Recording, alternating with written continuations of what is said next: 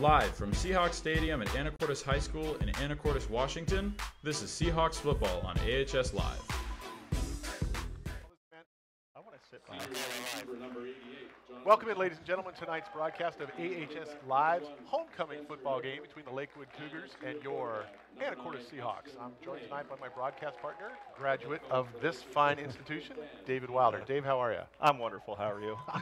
I'm excited. I'm glad to be here on the air tonight. I'm really looking forward to this game. It's going to be this is going to be an event. Lakewood has got some chops. They've had a tough first half of the year. They've fought through and come in here 4-1 overall. Yep. It's going to be a handful for these Seahawks tonight. No doubt. Well, and Lakewood just this week entered the top 10 in the AP poll also after beating Linden and Burlington, whom were both ranked in the top 10 at the time, no longer. But so this will be a tough matchup. I don't know a ton about Lakewood. I know they have a very good wide receiver, Jonathan Cox III, 6'5", 225.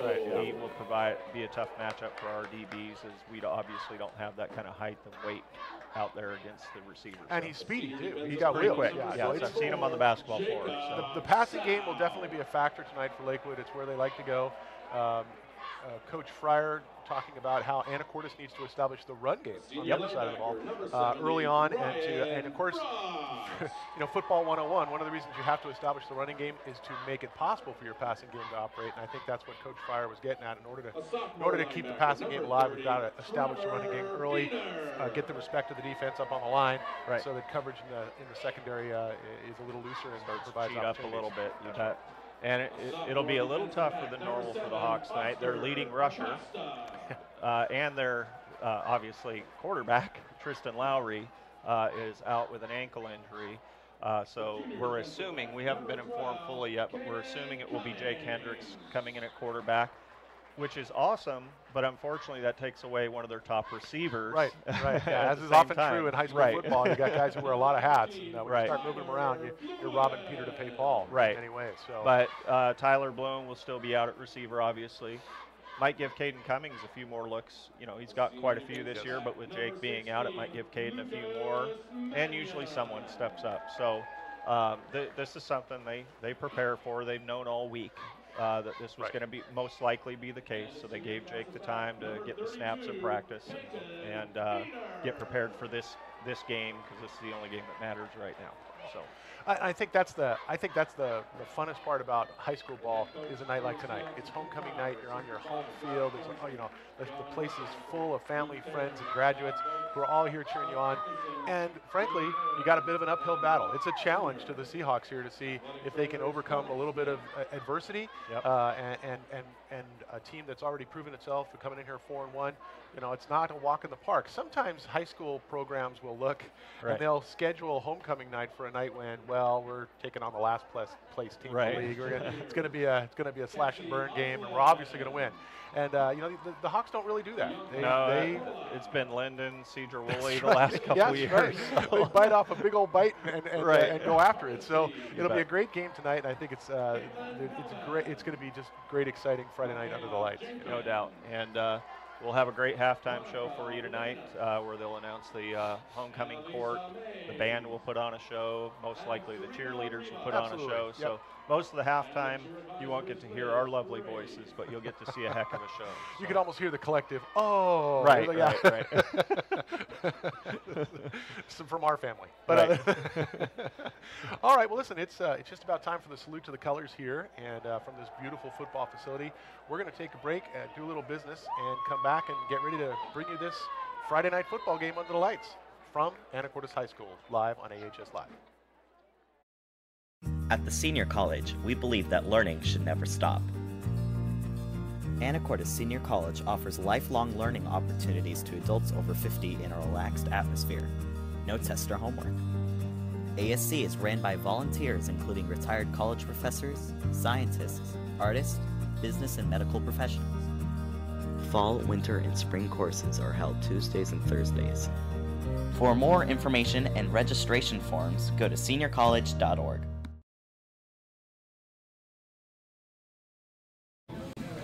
Welcome to the Rockfish Grill.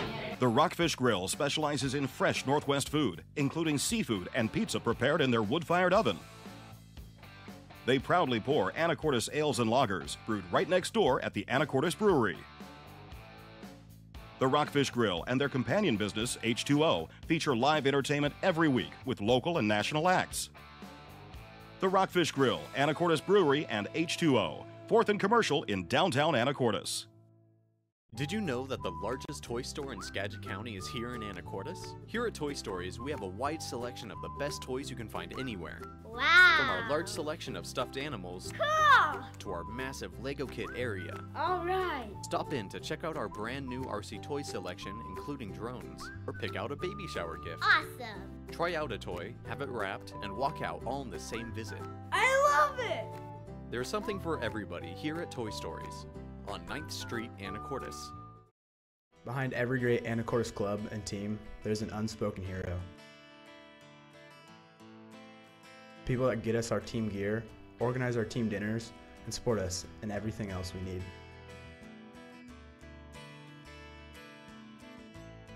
From every student athlete in AHS, thank you Saba, for the football team's two-a-day shirts, the volleyball team's warm-up gear, and everything else in between. Saba, the Seahawk Athletic Booster Association.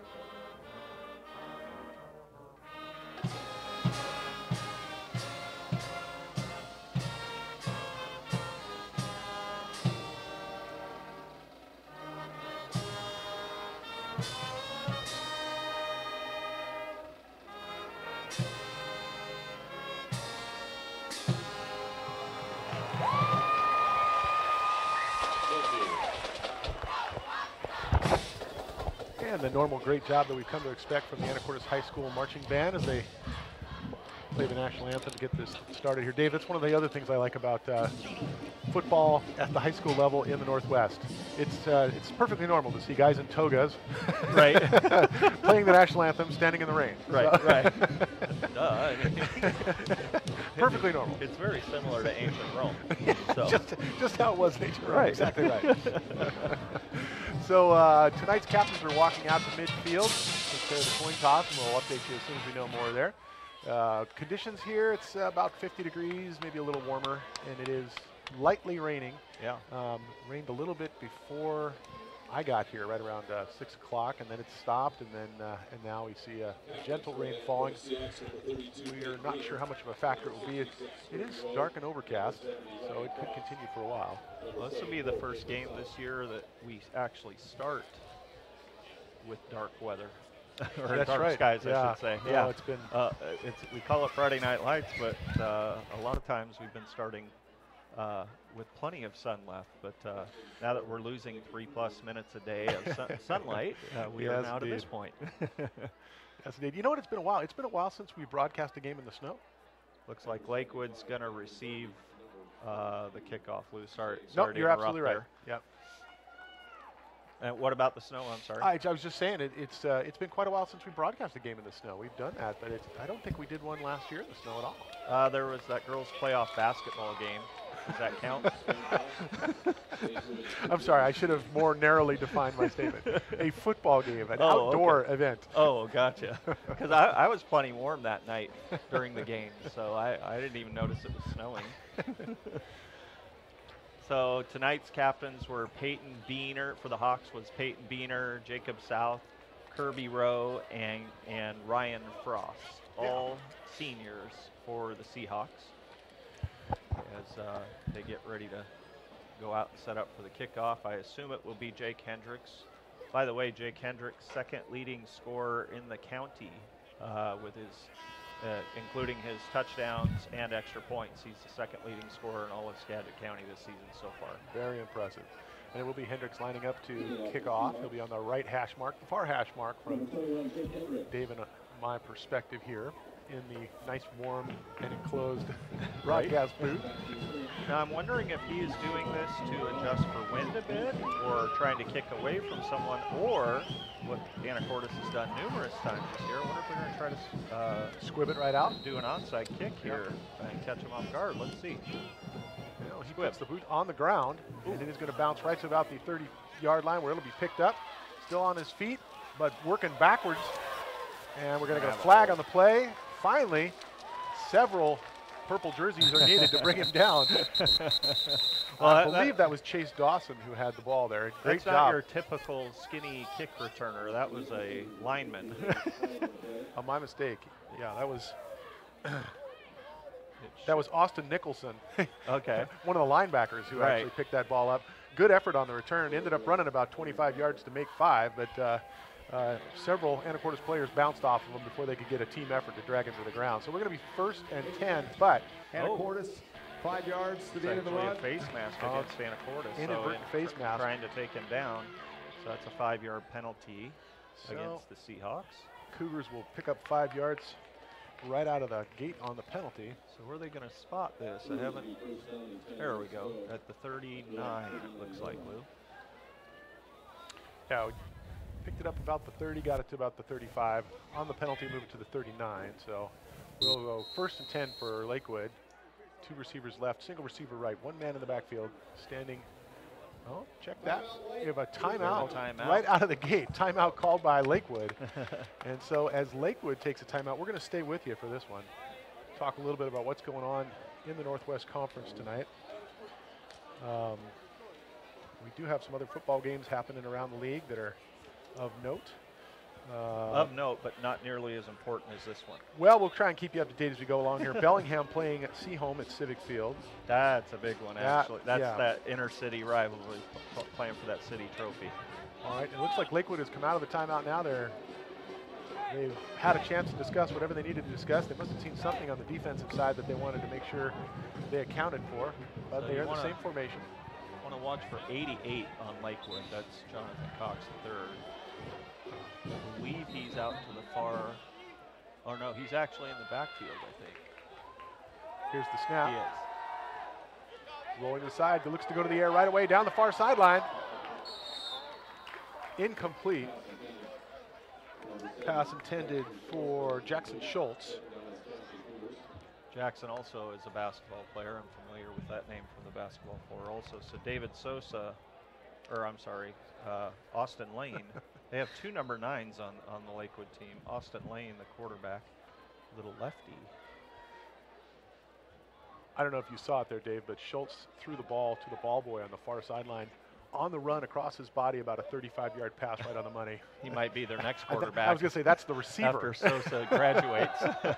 And once again, to the air they go. They've got an open man in the middle. He makes a spectacular catch. That Ian Ware? 28. Oh, 28. Sorry, that's Jensen Espy.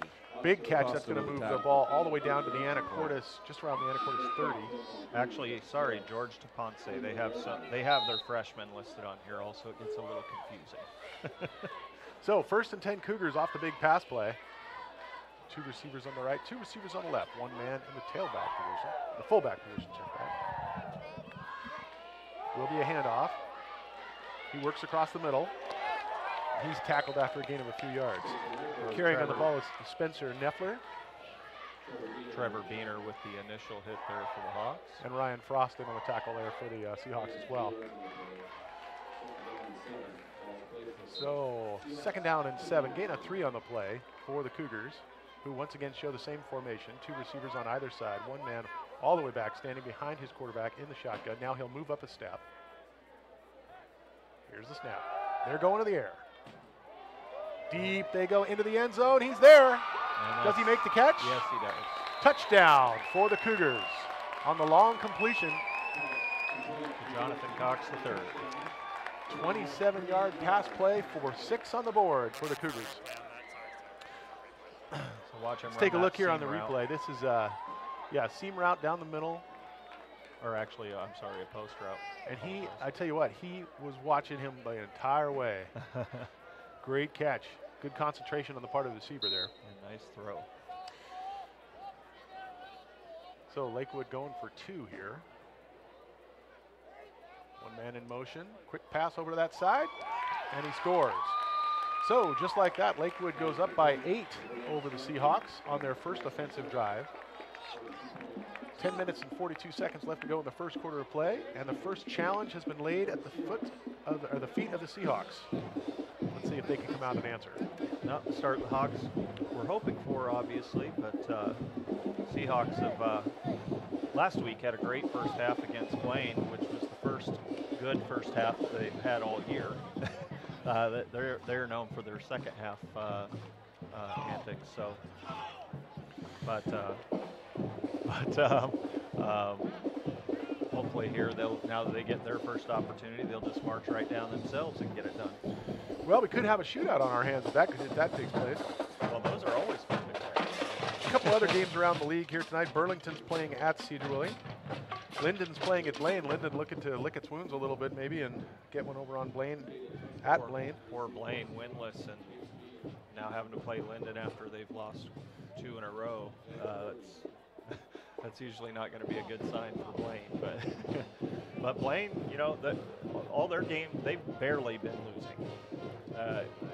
They came back and almost caught the Seahawks last week. Seahawks had a 19-point lead and only won by 6.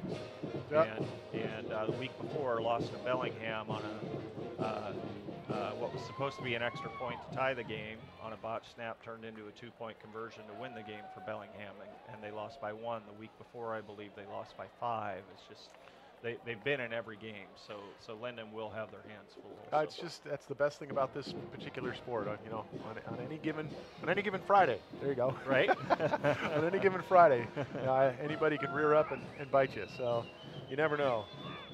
Linden Christian playing at Nooksack Valley tonight. Mount Baker playing Meridian. Meridian, one of the few undefeated teams still in the league. Yep. In the conference.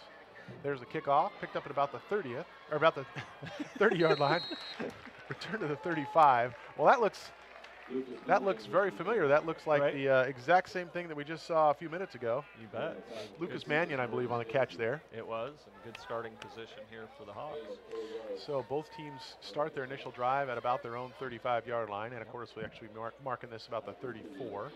Be first and 10. 10 minutes and 38 seconds to go here, trailing by 8 in the first quarter of play as the Seahawks take over on their first offensive drive. And we do have Jake Hendricks at the quarterback position.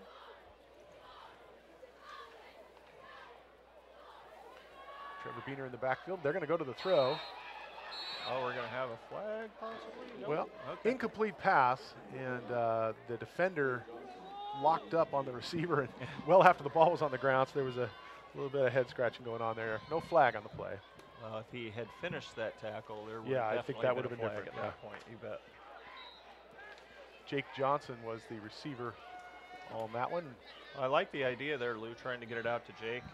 Jake, probably the fastest guy on the team, and get him out in some open space. And they had some blocking for him as well. He does out there.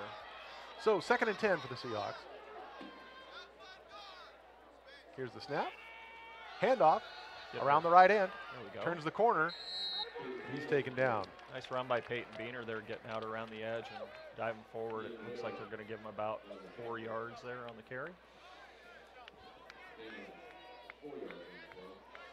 Ball now resting at the 38-yard line of the Hawks. 3rd down, 6 to go for the first. Looks like Sahel Sharab is checking in for Jake Johnson here. Keep an eye out on Tyler Bluen out on the right far side of the field there. That's been the go-to receiver most of the year for the Hawks. But they're looking left, right over the middle. Caden Cummings. Oh, a beautiful catch. Wow, took a heck of a shot too.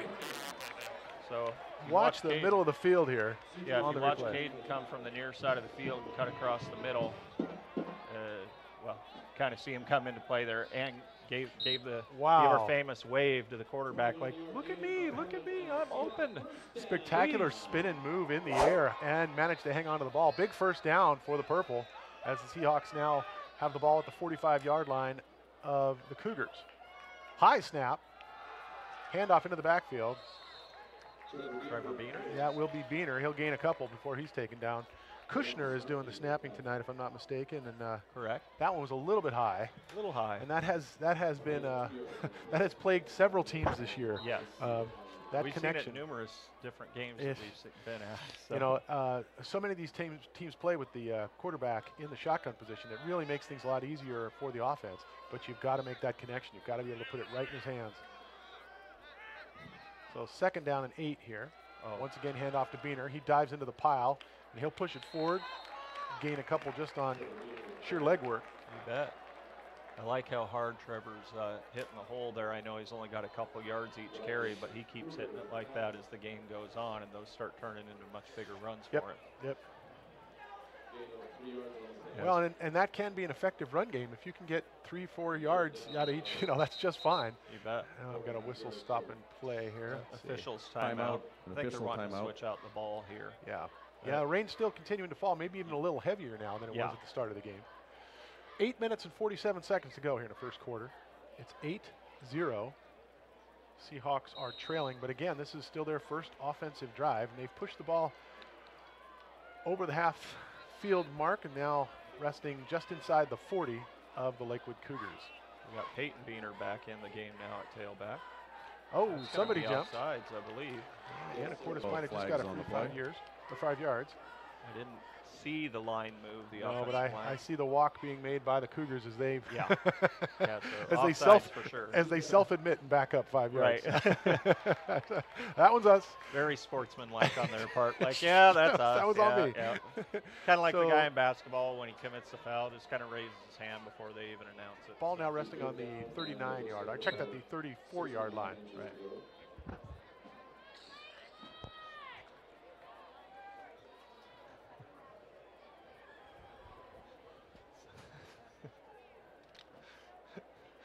So the Hawks come to the line. 3rd down and 1. Let's see what we can do here. See if they can move the chains. Johnson in motion. We're getting a timeout here as the play clock was running down. Jake Hendricks signaled for it, I think the coach. All right, Anacortes is going to take a timeout, trailing by 8. We're going to take a little timeout too, do a little business. We'll be right back after this.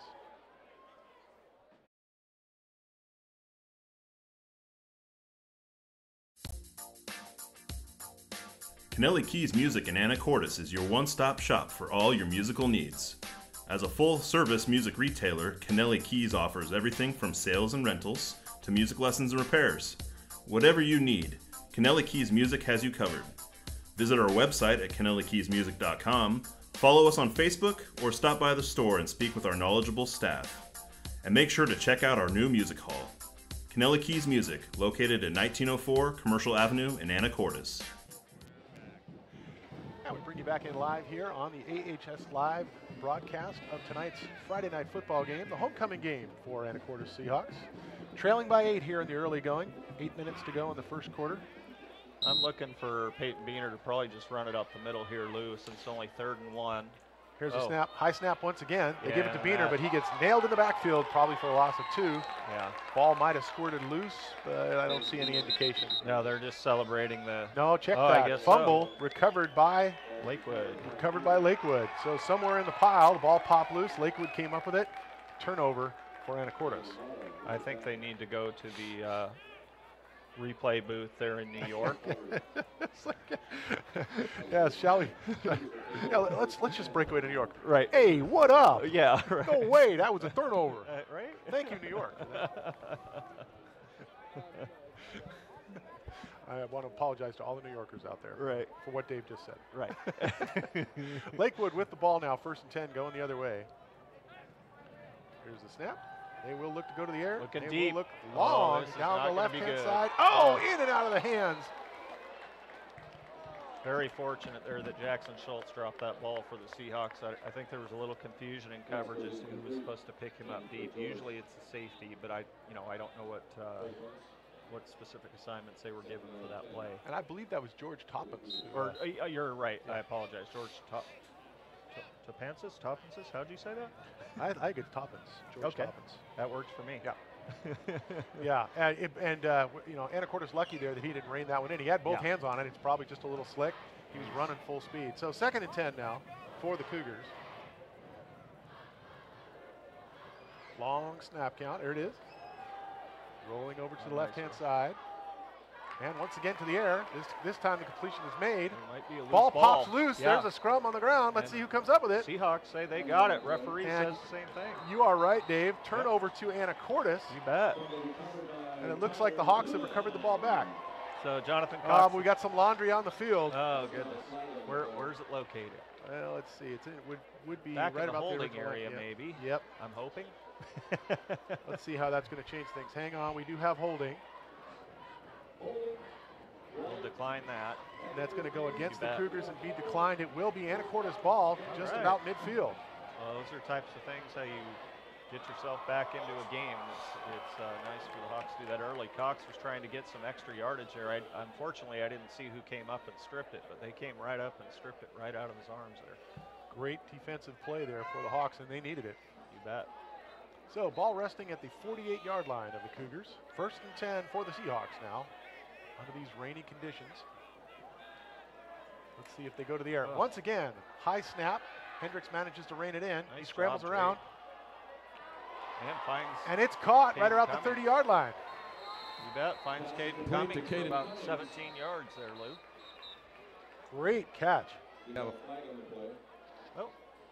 but we have a flag on. Oh, we have some more laundry on the field here. Yep. Another flag. I'm trying to see where it's at. Discussion going on here. We'll see which way this goes. Both teams seeking to stay in the air tonight. It's going to be tough with this rain. Oh, pass interference against the Hawks. OPI. It's going to back them up. Well, that's unfortunate. I didn't hear who they called it on.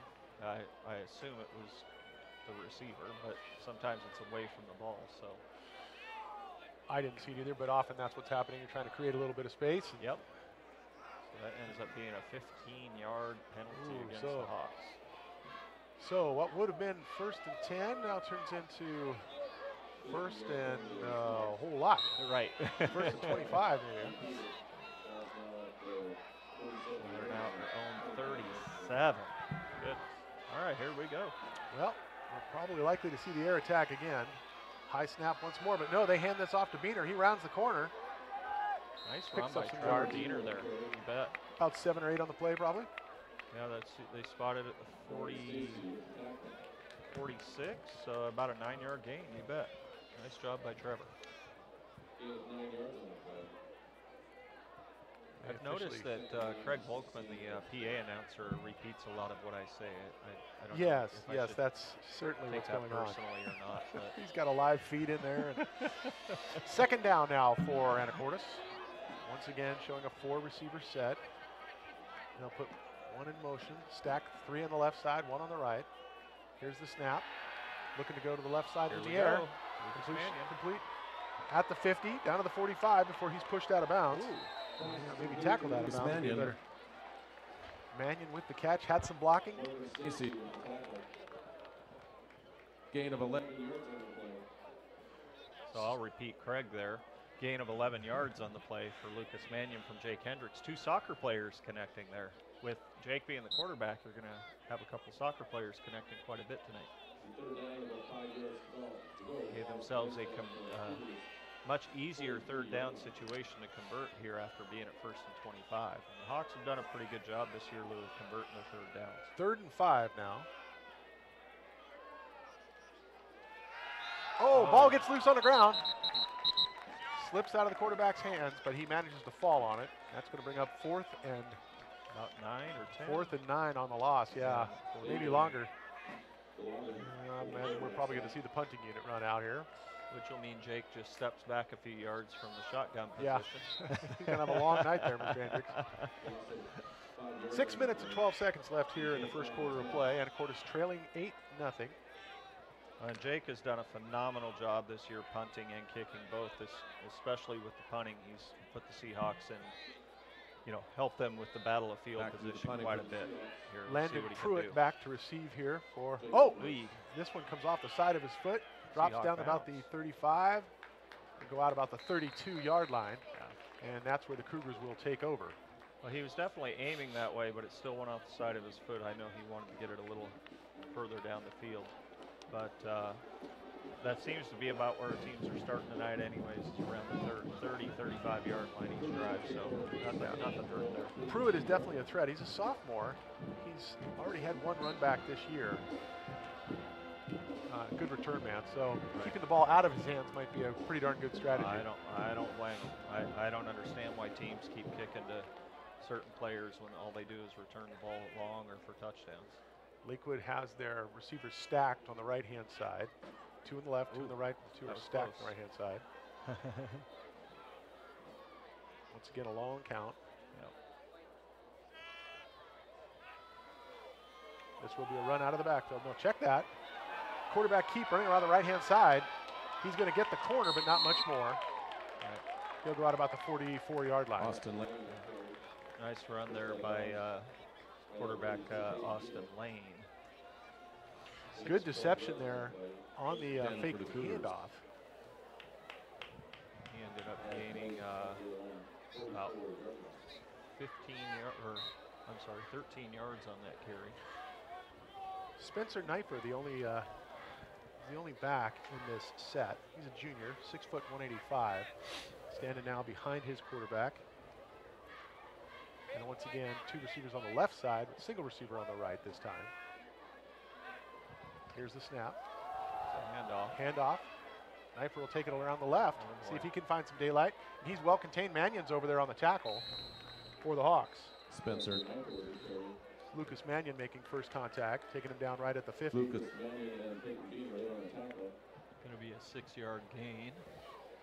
Who did they hand that off to, Lou? I was Spencer Knifer. Spencer Knifer. Number 1. Number 1. So they've run wide on the right and now wide on the left. That brings up. Oh, we have a holding penalty. 10 yards back. Well, that's going to back the Cougars up. up. Of the foul. Let's see.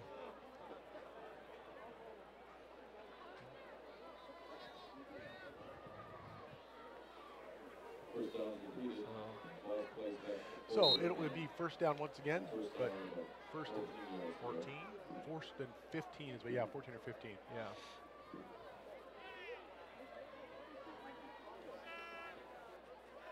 Here's the snap. Quick pass across the middle, in and out of the hands. It's going to fall incomplete. Brant Starkey, the intended receiver. Threw it a little behind him, but Austin Lane has had a couple passes the last couple drives drop that he's probably like, I really wish it was dry out here so my guys could hang on to the ball and get some positive yardage. Well, and I can tell you those are the those are the ones where you hear footsteps. Right. The ball cannot seem to move fast enough because you know you're about to get hit. He might have heard some footsteps coming there. But it is 2nd and 14 now as the rain begins to fall a little heavier here at Anacortes High School. On homecoming night, we're glad you could join us. To the air we go. Short pass, caught about the 44, and he's going to be run out of bounds for a loss on the play. Oh, maybe he picked up a couple of yards. Blake Funstead. So it looks like they gave him about 5 yards on that.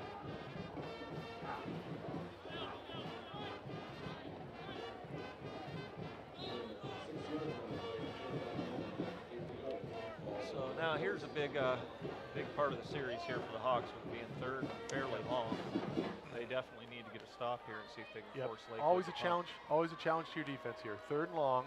You're pretty darn sure they're going to the air. How does your secondary hold up? Can you get pressure on the quarterback? And they do. They get pressure on the quarterback right away. He's got to come out of the pocket. Crosses the line of scrimmage. He's going to get hit just shy of the 50. Peyton Beaner laid wood there. Oh, man, that was a hit. Yeah, but it will be holding most likely on Lakewood here.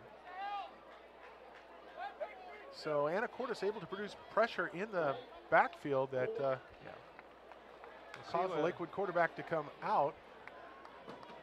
But see if they're going to decline it, make them repeat 3rd down, or put it at 4th and about 4, and see what Lakewood does. That's a tough call for a coach to make. You kind of want to make them do the 3rd and long again, but at the same time, maybe on 4th down they might punt, but if they go for it, they only have 4 or 5 yards to go. So. Yeah, your defense has been holding pretty well, but was porous then again on the first drive against the air attack. So they are going to decline it, Lou, and repeat third down. It's going to be about 3rd and 14, looks like, at that spot. I think it's longer than that. Or, I'm sorry, 3rd and 18, or 3rd and 19, yeah. Yep, 3rd and 19. No doubt we will see the air attack here. Long count, there's the snap. He rolls back, short pass. It's going to be picked up at about the 32 here. And once again, we have yellow on the field. Another flag thrown. That might be a Trevor Beener blocking. I don't know what with it's the called. tackle. Could be a face mask right there. I thought he was blocking. The block out there was pretty low there. Now we got a holding call. Yep. This was going to go against the Cougars. Now they're going to decline it. You bet. All right, so that brings up a long 4th, like 4th and about 14 for the Cougars. No doubt the punting unit will run out. And folks, I don't know if we can get it, or if you can see it. Yes, you can. You can see it on your cameras. It is well and truly starting to rain here. And that will be a factor for both of these teams when it comes to the passing game. It is definitely October. One good news is, one thing we can assure you is the field will drain. Right. Yeah. Brand new facility, absolutely designed for downpours as we await the punt here from the Cougars. Good snap. He's got to move. Gets Nice off a good kick. Plenty of hang time. It's going to come down at the 30. Bounce to the 25 and roll down to inside the 20 where it'll be touched by a Cougar player. And that's where Anacortes will take over 1st and 10. With 4 minutes and 10 seconds left in the first quarter of play, they are trailing by 8 points. So nice job by the Hawks there to hold, Lakewood, for Lakewood to hold actually, but no, good job by the Hawks to get the stop there, not allowing to convert 3rd down, and on 2 different occasions, and now they get their opportunity here. And they did get a little help from Lakewood there in terms of penalties too. That's all part of it.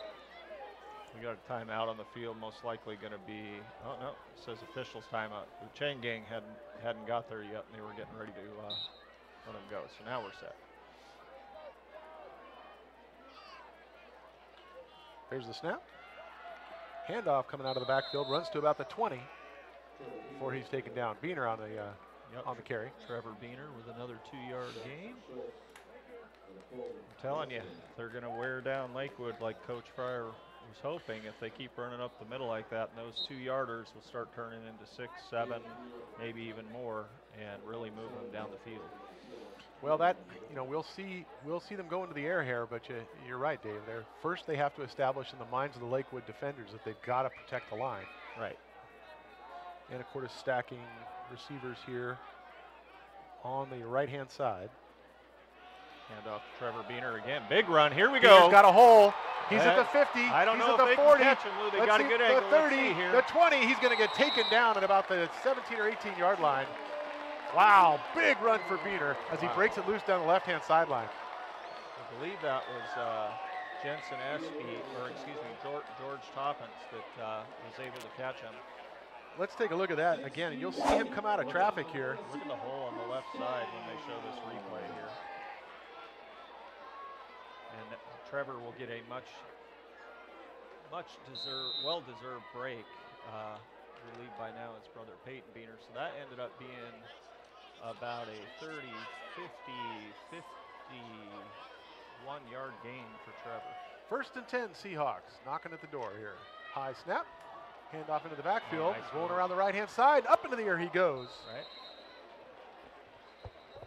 Good job by Peyton Beener there to go out to the right side. Good blocking on the right-hand side there, created an opportunity for him.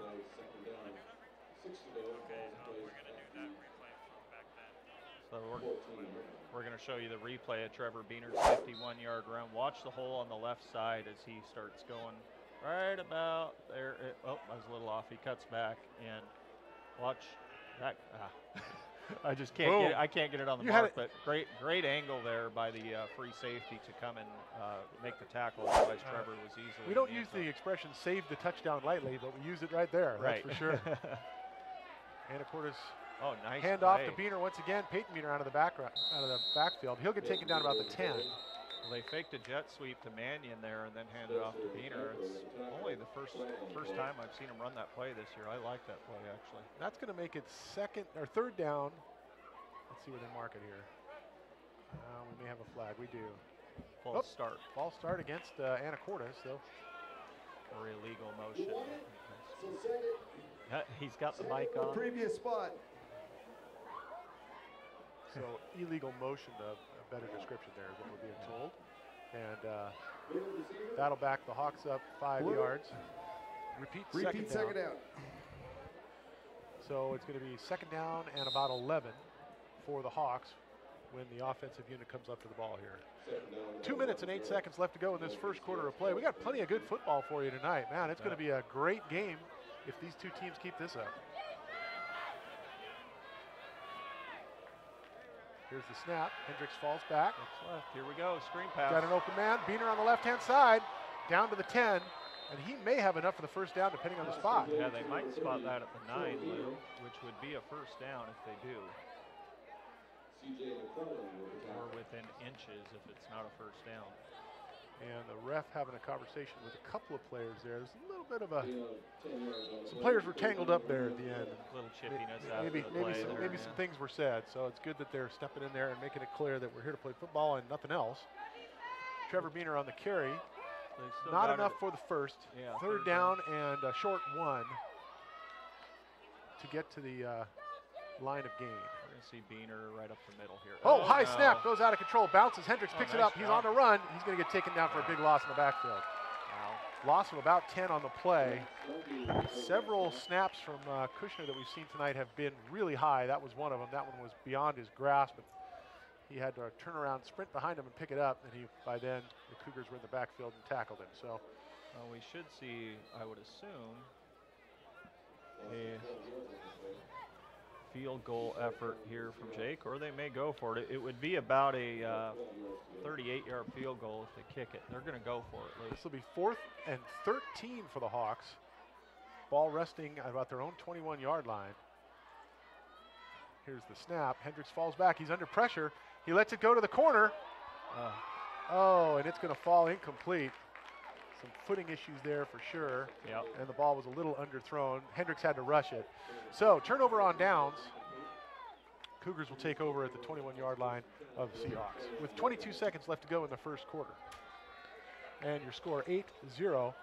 That 8 points earned on the first drive of the Cougars in the first quarter here. They went to the air several times, came down about a 30-yard pass play, completed their touchdown effort, then they scored 2.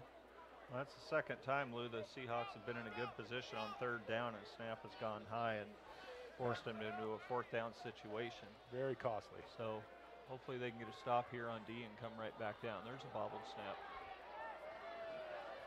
Handoff in the backfield. He's still on his feet, now well tackled. Good attempts to strip him. He's going to get run out of bounds. Right. Spencer Knifer with the carry there. Ryan Frost, Trevor Beener, and Peyton Beener all in on the tackle there. He gets a gain of 1 for. Right, now if you are watching on your screen at home, don't try to adjust your color balance. The top of the screen should be white. Let's take another look at that play. You'll see him right here. Bring it out, but good pursuit. Look here, good pursuit down the line. Leads to a great effort keeping him contained. You bet. And you can see them trying to strip that ball out there. That's good defensive effort. They got the quarterback running for his life here. He gets off the throw. Let's see if it's a catch. They're saying complete. Yep, yes. Complete. So he manages to get him a couple of positive yards there on a great second effort by the quarterback who was being chased down there, David Sosa. Yeah, it looks like. Oh, check that, Austin Lane. Going to give him about 2 yards there, 3 yards on the catch. And that's going to be the last play of the first quarter. So with your score 8-0, Seahawks trailing the Cougars, we're going to take a break, do a little business. We'll be right back after this.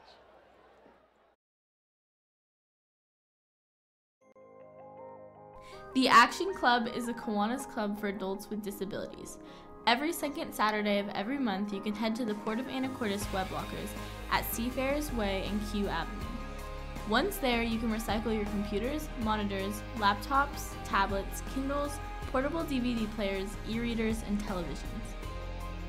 The money we collect during the e-cycle is used in several ways to benefit community service projects. Thank you, Anacortes. 1 large hot and ready classic, please. That'll be $5. I left my wallet in the car.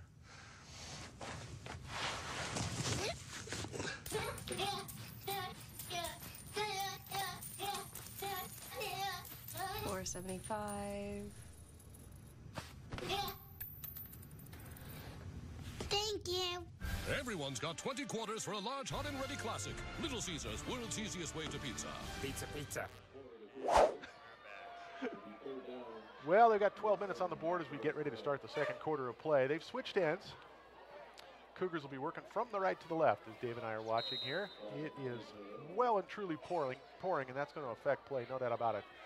4 receivers split out, 2 on the right, 2 on the left here for the Cougars. This will be a pass play. Nice pressure. Short pass over the middle, and it's caught. Ball's advanced to about the 34-yard line. So that's going to be enough to move the chains. Good pressure by the line there. Middle guys need to step up and prevent that play from turning into a big gain there, because that was a great job by the defensive line putting pressure on the quarterback there. So here's the good news, Dave. We have the referee observer here in the booth with us, so it's like our own Mike Pereira. We can actually Dean Blandino. we can actually ask for clarification. Yeah, that's right. on whatever we're getting wrong. Right. we that's going to happen a lot tonight, I promise you. There's the reverse. Big reverse up the right-hand side. Cross the 40, 45. Oh. And he steps out about the 50-yard line. Big gain on the play on the ground for the Cougars. Yeah, they're going to mark him out at the 48, so a 16-yard gain there for George Toppins.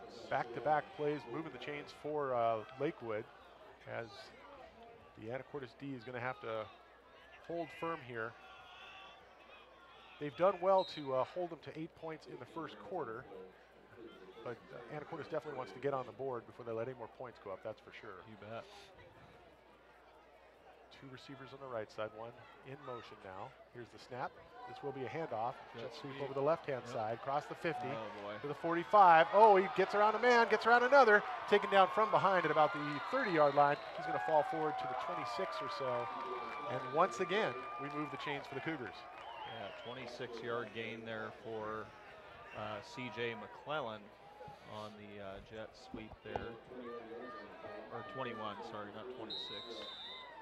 But let's take a look here, and you can see, I believe this is Trevor Beener that he gets around over on the side here. We'll see as the play develops. We didn't take very good angle. Right here. There. Yeah, that's a great juke move. That was Caden Cummings. That was Caden Cummings, yeah. And then Trevor Beener and Oscar Acosta in on the tackle. Yeah, good thing Acosta was there too. Yeah, we've got interception down at the 5-yard line. I believe that's Peyton Beener with the interception. You bet. Free safety, Peyton Beener. Nice job there. Wow, so second turnover by the Cougars. Well, the Hawks are going to definitely keep themselves in this game if they continue to cause turnovers. That's the second one they've caused. So you figure 1 fumble and now 1 interception, both times just the Cougars were definitely on the move there. So no doubt. Nice. Yeah. That is a nice break for the Seahawks. Great effort by the defense to keep everybody's nose in the wind here. Now let's see if the offensive unit can come out of its yards. Yeah, come out of its own. Ball spotted. You're right. Absolutely right. Ball spotted at the 10. So they've got to cover 90 yards here. 2 receivers on the left, 2 receivers on the right. Here's the snap. This will be a running play out of the backfield. Handoff to Beener again. Beener. Here we go. He's got room. He'll rumble out to just shy of the 30 before he's taken down. Well, that's sure nice to do on first down. Just get a 19-yard gain. No big deal. Morgan Stacy on the tackle for Lakewood. And so now we move the chains back the other way. Well, Lou, it's happening a little earlier than I expected. We talked earlier about them little 2-yard gains. You know, setting up bigger runs eventually later on. I expected more of that, see more of that in the second half, but Trevor Beener with 2 huge runs. He's got 70 yards just on his last 2 carries. So. Ball's loose on the ground again. Hendricks is going to pick it up and just fall to the ground and be touched. Big loss, moving the ball back to about the 14-yard line. Once again, that connection between the center and the quarterback reaches out and bites him. Yeah, 15-yard loss on the play. Ooh, that's going to make for a long second down for the Hawks. So Jake Hendricks has negative 32 yards rushing, all on botched snaps. Wow. Yeah, that's a lot of yardage there at the Seahawks would love to have back, especially after a run like the last one with Beener. we'd like to not have that happen, so that way you can keep that drive moving positively. Now they're just a few yards past where they originally began. Hey, quick game update here. In the Linden-Blaine game, playing up in Blaine tonight, Linden 7, Blaine 6 in the first quarter. So sounds like about a 1-point difference. Wow, Dave, doing the higher math, buddy. Well, well done, sir. Yeah, that's what all of us Anacortes graduates have always called Anacortes math. So Is there that you right? go. You betcha. We do have a timeout called here. We're going to stay with you and do our best to update you on other games that are going on around the Northwest Conference. Which, Dave, I will have to say, we were talking before the game, and it is a pleasure to see Anacortes in the number 4 position in the 2A part of the Northwest Conference right now, and Linden in the number 5. It's been quite a few years since we've seen. Usually those two are the other way around. Right. No, it's good to see Seahawks obviously in the playoff hunt at 1-1 in league, and you know, with a few games left to go, of course, but they are definitely making themselves part of that conversation with a big win against Blaine last week, and played Burlington pretty well in the second half. If they could have played well in the first half, they probably would have won that game, actually. So we wait the snap now to Hendricks as we get play back underway. Here it is. He rolls, looks to go to the air. Ball is tapped. Almost intercepted. And it's going to fall incomplete, but they were lucky he just got part of a hand on that. Defender almost able to pull that in. That'll bring up 3rd down and 25. And Dave, if you are looking, if you're counting, so right now in the Northwest Conference, Cedar Woolley sitting in first place, followed by Lakewood. Yep. Then Burlington Edison, and then in the number 4 spot, Anacortes, followed by Linden, Bellingham, Seaholm, and Blaine. Well, and if Anacortes can get in at the number 4 spot, they get the privilege of playing Archbishop Murphy. So it'd really be nice if they could move up to 3 or 2. Yep. They're going to go to the air once again. Oh! In and out of the hands of the receiver, Beener. We're on the left side, and that's going to bring up 4th down and 25, and no doubt Mr. Hendricks will step back to punt this one away. You betcha. The ever famous, ooh, I'm going to start heading upfield. Oh, crap, I forgot to see the ball into my hands first. So. Yeah, you got to catch it before you can run. That's right. It's amazing. It's just like a golf swing. You can tell someone over and over and over again, and people are still trying to put things in the wrong order. Well, my golf swing's awesome, Lou. Oh, I mean, I shoot very high scores. That's the goal. Oh, right? is that, yes. Yeah. Nice punt by Jake Hendricks. Holy Still cow. rolling to the 30, to the 20, almost to the 25 before it's finally going to be down by Anacortes. Wow. So ball will be at the 26.5-yard line, 27-yard line of the Cougars. They'll take over 1st and 10 at the 9-minute and 7-second mark of the second quarter of play. And we do remind you that when we get to halftime in this game, it will be an extravaganza. I'm sure there are a number of people right now looking at this weather going, oh boy, right? Because they are going to have the band out there and the cheerleaders out there, and of course they have the king and the queen and the rest of the court for the homecoming will come out and be recognized. But it looks like it's going to be a little damp during those festivities. But we will bring all that to you live in our halftime show as part of our special homecoming celebration this week. 1st and 10 Cougars going back the other way now, working from the right to the left, from the north to the south as we watch. One man in motion. Here's the snap. This will be a handoff into the backfield, out of the backfield on the run. And he's got room on the right-hand side now as he's worked his way over. Up the sideline he goes. He'll get pushed out of bounds at the 45-yard line of the Hawks. Right. So it's going to be about a 28-yard Let's take gain. a look at that one more time. You can see how he works his way out of the middle right here. He'll come through. And then up the right-hand side before getting knocked out about right here.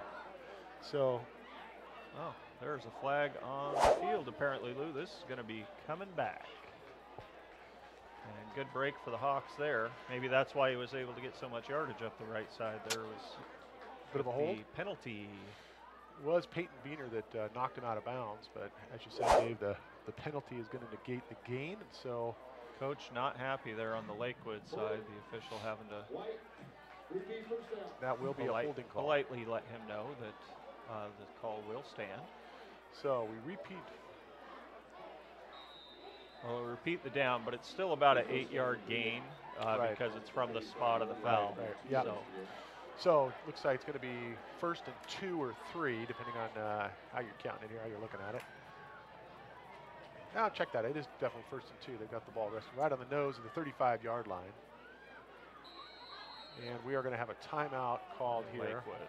by Lakewood. And while Lakewood takes its timeout, we're going to take a timeout as well. We'll be right back in 30 seconds. Take this paint out with you. I don't want to see it anymore, so just get rid of it.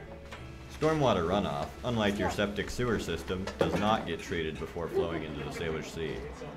Anything that you pour into a stormwater drain, like paint, oil, or antifreeze, flows untreated into the Salish Sea. Maybe we should find a better way to dispose of this. Stormwater runoff is now considered to be the biggest source of pollutants in the Salish Sea today. Instead of disposing of household waste into a storm drain, dispose of it responsibly at the Skagit County Recycling Transfer Station. Well, weather is definitely going to be a factor tonight. We've got rain and wind now starting to come up as the wind is blowing out of the south. You can see the clouds of water just moving through the lights here. I don't know how you know that. It's a balmy 70 degrees where I'm standing. Exactly, So yeah. no First wind, down, no rain.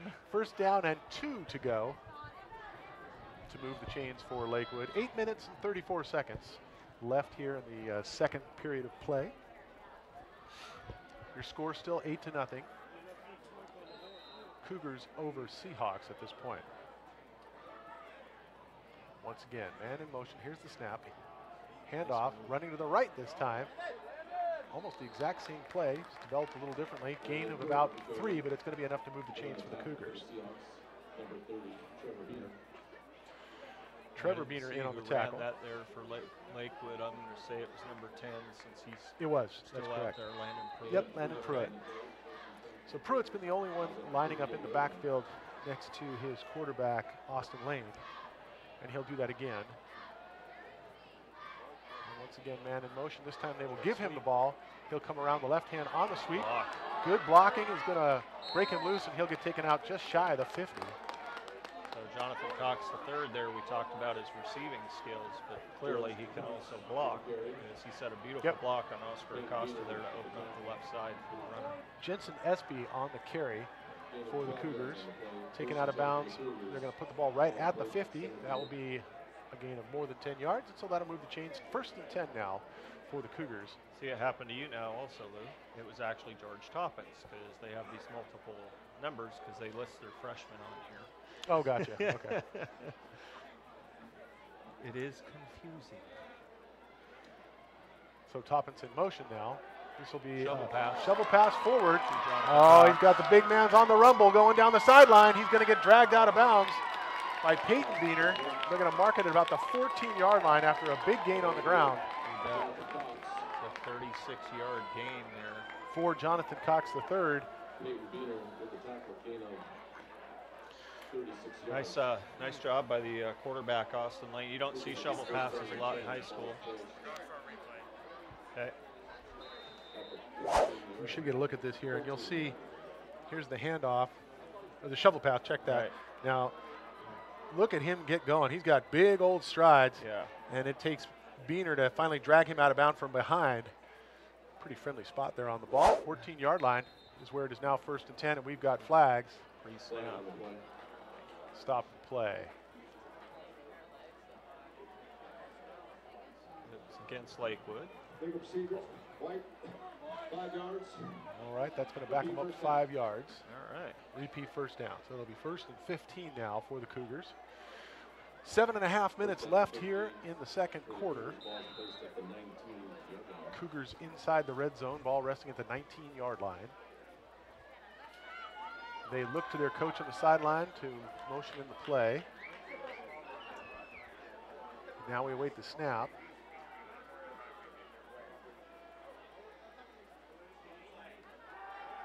Rolling, looking for a receiver. Passes back across his body, and he's going to get taken down for a loss of a couple on the play. Cameron Rice almost got his big paw up there and knocked it down. Not able to, but Peyton Beaner with a great tackle there. Beaner on the tackle, but then heads directly to the sideline with his left arm hanging down. Looked like maybe he got a little bit of a stinger in his shoulder there. Yeah, you know, dislocation, not scaring. 2nd and 17. He's going to be all right, I'm sure. Well, I hope so after you said that. No. And they are just walking him over to the trainer's table real quick. And take a look at that arm. Nice pressure here again by the Hawks. Oh, great catch right at the sidelines. That's going to lead to a touchdown for the Cougars on second effort from George Toppins. Yeah, boy. He helped his quarterback out by getting over to the sideline and then coming back towards him. Under pressure, the quarterback made the throw. Toppins makes the catch, then Curly Q's back inside, gets around one defender, and scores. And I'm sure we're going to show you that again on the replay here. Austin Lane did a great job under pressure here. Yeah. And this is great pressure out of the defense. Yeah. It is forced to throw, and as you can see, he's right at the sideline, came back to the ball. Great job. And breaks one tackle, and then in he goes. I think he was out of bounds. We need to go to Dean Blandino again. And we have another 2-point attempt that is good out of the Cougars. So that's going to make your new score 16-0. Looks like it went to Jackson Schultz there. Well, while they set up for the kick, we're going to take a break. We're going to do a little business, and we'll be right back after this.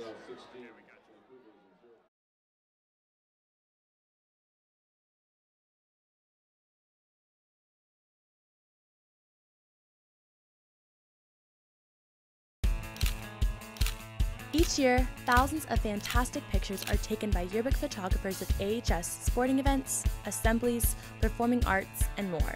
The best of these photos are now available to you online. Just point your browser to ahs.smugmug.com. You can download digital images or order prints right from your computer or phone with the SmugMug app. How cool is that? Support the rhododendron and your students by using ahs.smugmug.com. Welcome back in live AHS Live's presentation of tonight's homecoming game. Anacortes now trailing 16-0 at the 6-minute and 23-second mark of the second quarter of play. So, Dave, I say this whenever we get to this kind of situation, but mentally, really important to get the goose egg off the board. In any way, shape, or form before halftime. Yeah, much better to go into the halftime knowing that you can put points on the board than to feel like, boy, everything we're trying is just coming up empty. So this will be an important drive for the Hawks. Kick's going to come down about the 25, and it's going to bounce out of bounds. That'll be a penalty. So we'll get the ball at our own 35. Trevor Beener was back to receive that, but it bounced out of bounds before he could get his hands on it. And so Hawks will take over 1st and 10. And the rain maybe letting up a little bit here. Well, it's still raining. Right, it's still raining. So Lou, let's see what the Hawks can do here. They forced 2 turnovers tonight. They've held Lakewood on a couple third downs and got themselves into some good positions here, and then just had a few bad snaps that have kind of set them back here. So really it's kind of an evenly played game here. It's just the score is not showing that right now. I was wondering that. This is gonna come back. I believe we had either an offside on the kick. So it was okay. So it's just because the kick was out of bounds. So we'll re-kick now from the 35. So we must have declined out of bounds there.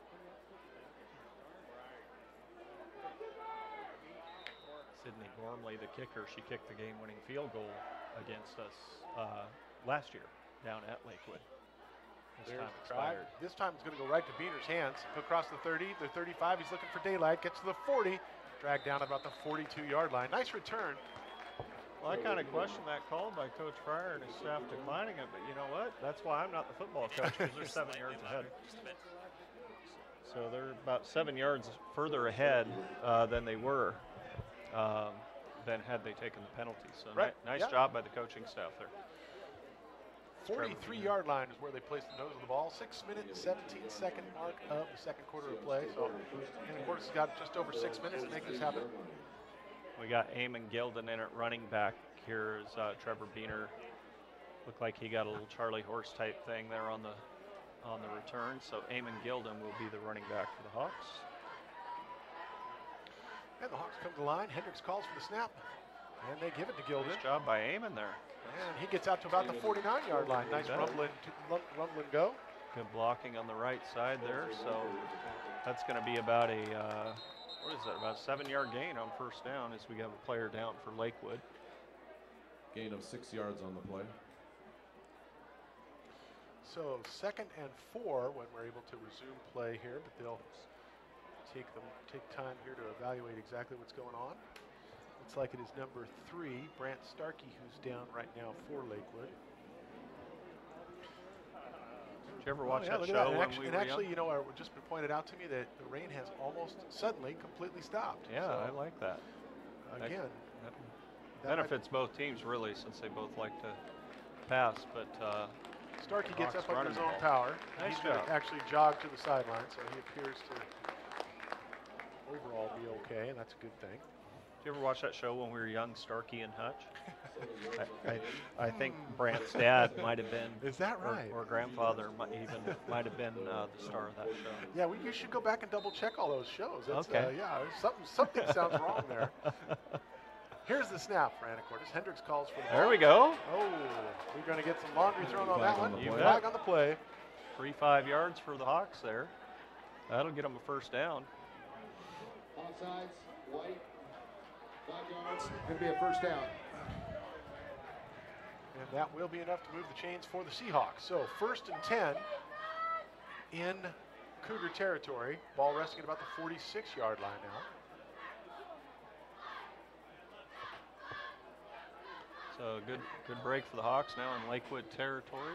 2 receivers left, 2 receivers right. Eamon Gilpin, the man in the backfield. Blitz. And they're going to the air. Oh, he's hit as he releases the ball, but it's going to fall incomplete. Yeah.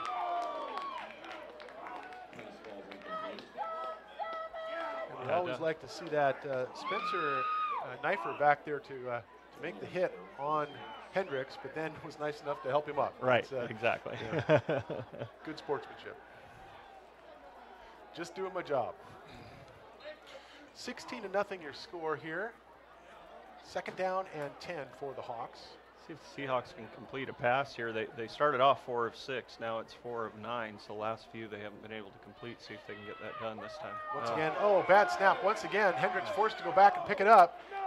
He's on the run. He's going to get dragged down at about the 37-yard line.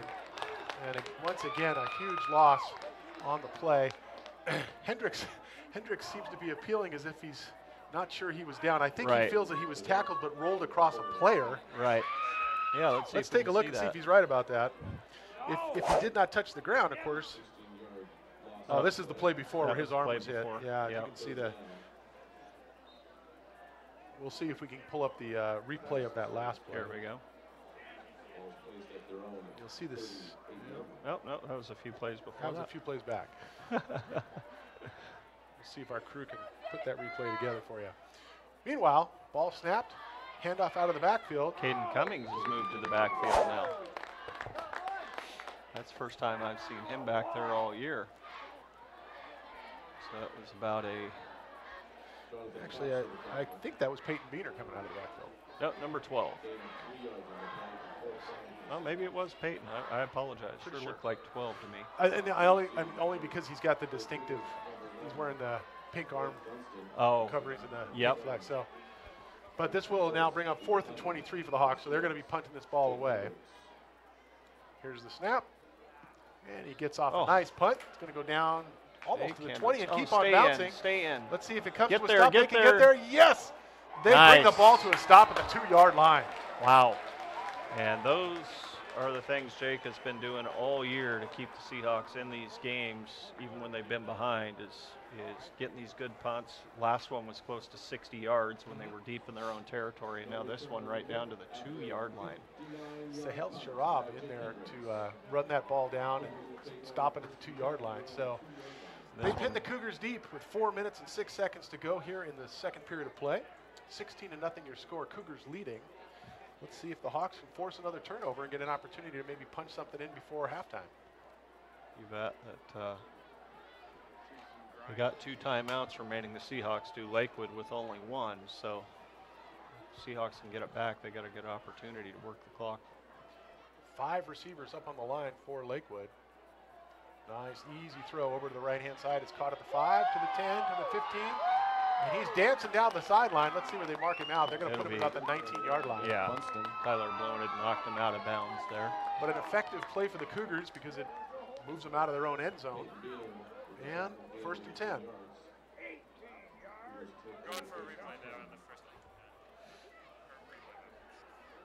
Let's take a look at that again. You see, look how easy this pass is, how smooth that pass is over the right-hand side. No panic, nice and smooth, and then a great run. Yeah, just hit him wide open in the flat there. Once again, they go to the air here on first down. We've got a flag on the play. We got a hold on Lakewood. He gets tackled out of bounds at about the 35, but if Dave is correct, and he usually is about these things, it's going to be coming back. Yeah, C.J. McClellan there held. He was, once the flag was thrown, he immediately was looking at the official like, what did I do? Well, there's your guilty party right there. So Oscar Acosta in on the tackle for the Seahawks. And this will be a holding call against the Cougars, and they'll march backwards. So a repeat first down, but it's going to be 1st and 20. Yeah, I've noticed the last couple weeks at these home games where we have the ref over the PA, they've been calling out the players by number as to who committed the penalty. I noticed this referee tonight has chosen just to say white, purple, what have you. I can see that. Well, we're in high school. Usually that's something you don't hear until college. Well, you feel bad enough as it is. Right. Really, man? You don't need everybody to hear it. Right. Same play they ran earlier from their 2 here, Lou. Yep. Once again, to the same guy, Blake right-hand side. So Funson makes the catch, advances the ball until he's pushed out of bounds at about the 24-yard line. So the Seahawks are going to have to adjust for that play as they've given up 2 big gains there to that pass in the flat. So now they've seen it twice, I'm sure the adjustments will be made. Keep an eye over on the left-hand side. Their big man, Nate Johnson, split out wide. 2nd down and 7 here for the Cougars. 1 man in motion. Jet sweep here. Around the left side they come. Nice And block. got enough for the first down, and he's loose in the backfield. The 50, the 40, the 30. It's a foot race down to the 20. Ooh. Oh, he's going to go into the end zone. Yeah. That was a heck of a block here. You'll see on the replay when we get there, I'm sure, out here on the left side. 78 yards, though. Yeah, you'll see Tyler Bluen come as close as you can get to getting him, but he just couldn't. And watch this block on the left side if you can see it right. Oh, yeah. Look at him streaking here. You'll see Tyler come in, almost catch him, almost. Just that's some great camera work. You bet. Boy, I'll tell you what, you can see how close he came there.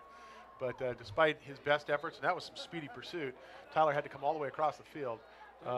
They are able to punch it in. So it is 22-0 right now. And this time it looks like they are setting up for the extra point attempt, and we've got a timeout on the field. I believe it's on or called by Anacortes, I believe. We're gonna stay with you in this timeout. We're 3 minutes and 18 seconds from halftime.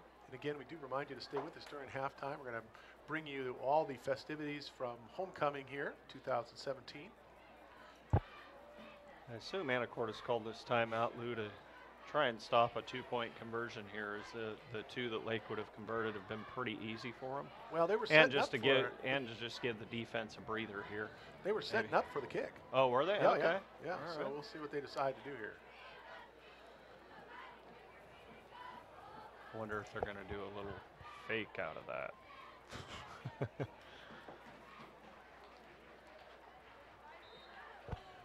So let's see what they do here. Lakewood does appear to be setting up. Yeah. The holder is down on one knee. And we await the snap. It's up, and it's good. And so Lakewood picks up an extra point there, so 23-0 your score. So, new score 23-0. Cougars leading the Seahawks. We're going to take a break. We'll be right back in 1 minute.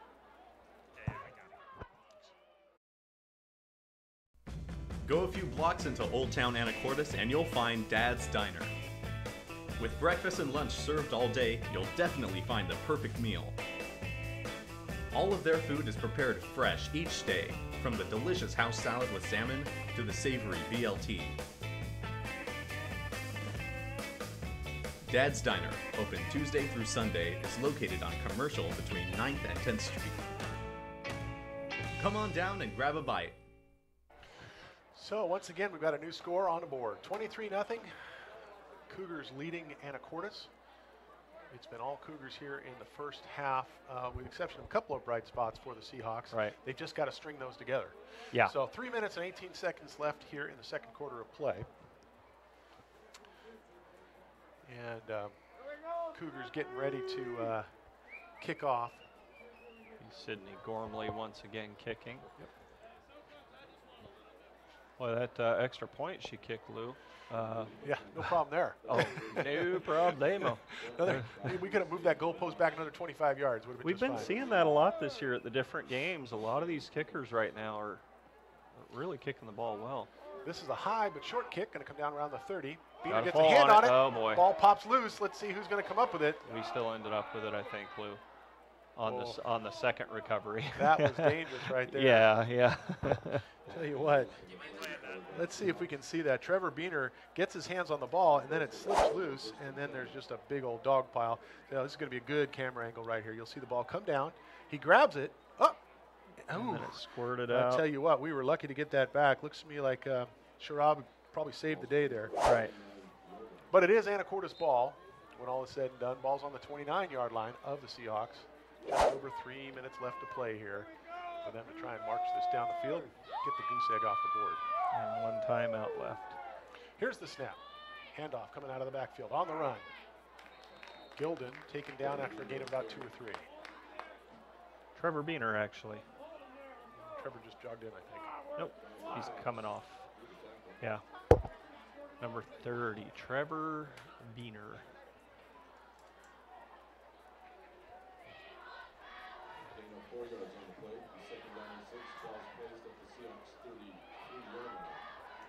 They gave him 4 yards there. 2nd and 6. Here's the snap.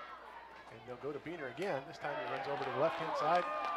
And nobody fooled on the defense that time. Going to get taken down. Probably no gain, maybe a half a yard off play. The clock continues to tick past the 2-minute and 30-second mark. Yeah, no gain for Peyton there. The side judge did not move. Yeah, 3rd and 6. Not what you want when you're on offense is for the side judge to be standing in the same spot the next play. So interesting that on their first drive, Anacortes went to the air for a couple of long plays. Yeah. We haven't really seen that again. Hendricks now waits for the snap, 3rd and 6. It's high, but he manages to contain it. He'll go to the air this time, and it's going to be caught right at about the 48-yard line. Nice catch by Tyler Bluen. That's the first target to Tyler this game also, I've noticed. It is, and that's going to be enough to... they're going to say it was incomplete, actually. Oh, okay. Boy, from here it looked like he caught it. But, yeah. Dean Blandino? Mike Pereira? Anyone? Well, it's pretty clear from where they're putting the ball. They've made up their mind. Right. So that's going to bring up 4th and 6. And the question is this 4-down territory? And no, it is not. No, they should be kicking from here. So Hendricks will boot this from just over his own 20. This is a line drive, low, bouncing punt, picked up at about the 33-yard line. Now over to the right-hand side Nice and tackle. taken down inside the 40. Did I see a flag fly there? I did not see one, no. Maybe not, okay. Hayden Cummings with a heck of a tackle there, though, because that could have turned into a pretty big return there. Yep. He shed his block really well and made the tackle. Yep, no flag on the play. So 1st and 10 for the Cougars. Just under 2 minutes to play. Now let's see if the Anacortes defense is up to the challenge of keeping them out of the end zone or from getting 3 before the half. 23-0 your score right now as the Cougars offensive unit comes set over the ball. Lakewood definitely getting the result of a number 10 team here. They got 4 receivers bunched here on the near side. Look for something deep or maybe a route across the middle. Nice pressure. Good pressure in the backfield. They've got the quarterback on the run. This play is going to fall apart. And we're going to have a tackle after a gain of about 5 or 6. So that's one of the things that's great about having a big quarterback who can run the ball. Let's see this on the replay. You can see the pressure from Anacortes actually makes this play fall apart, but when your quarterback is a big guy who can move the ball, Austin Lane is certainly that. Yeah. He could take a broken play forward for 5 yards. So 6 yards on that one. It's 2nd and 4. Lane drops back to pass. It's completed. Missed tackle across the middle on the run across the 50, the 45, and finally pushed out or taken out of bounds at about the 41. And stops the clock by getting out of bounds there, unfortunately. So Micaiah Jallo on the catch. About 14-yard gain. Yeah, 1st and 10 with 1:09 to go. Ball sitting at the 41-yard line of the Seahawks now, as the Cougars look to use this last minute to maybe increase their lead before they go to the half. Once again to the air will go. Lane lets it go. It's a 50-50 ball down deep, and it looks like it has been caught. Is that Jonathan Cox, the third? At about the 7-yard line.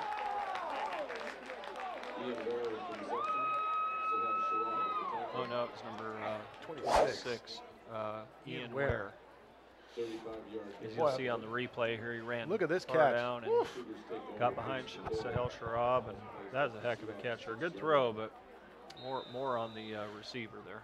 And Dave, it's interesting, you know, with Lowry out with the injury for this game and Hendricks being asked to step in, he's had his hands full, but I think he's done a pretty good job. He certainly has. See where they spot that, I don't know. That might be a loss on the play. Yeah, looks like they're going to go down to about the 7. Well, they moved it back to the 8, I guess. So running play, after that running play is going to bring up 2nd down. Ball resting, at about the 8-yard line. So we await the snap to Lane.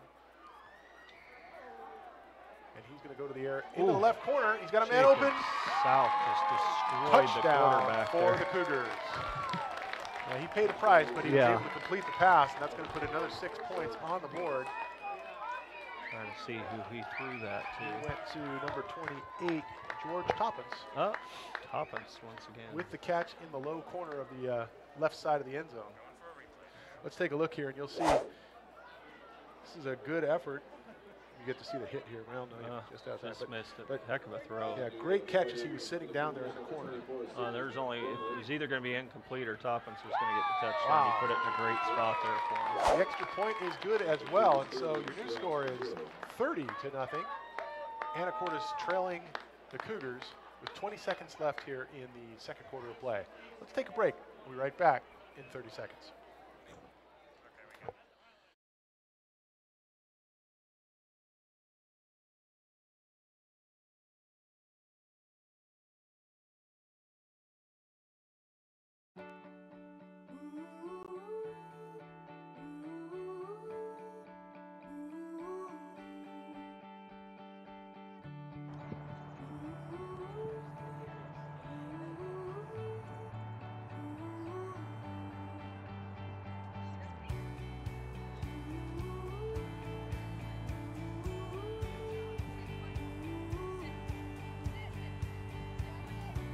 Pet waste can give diseases to Salish sea mammals like seals and otters.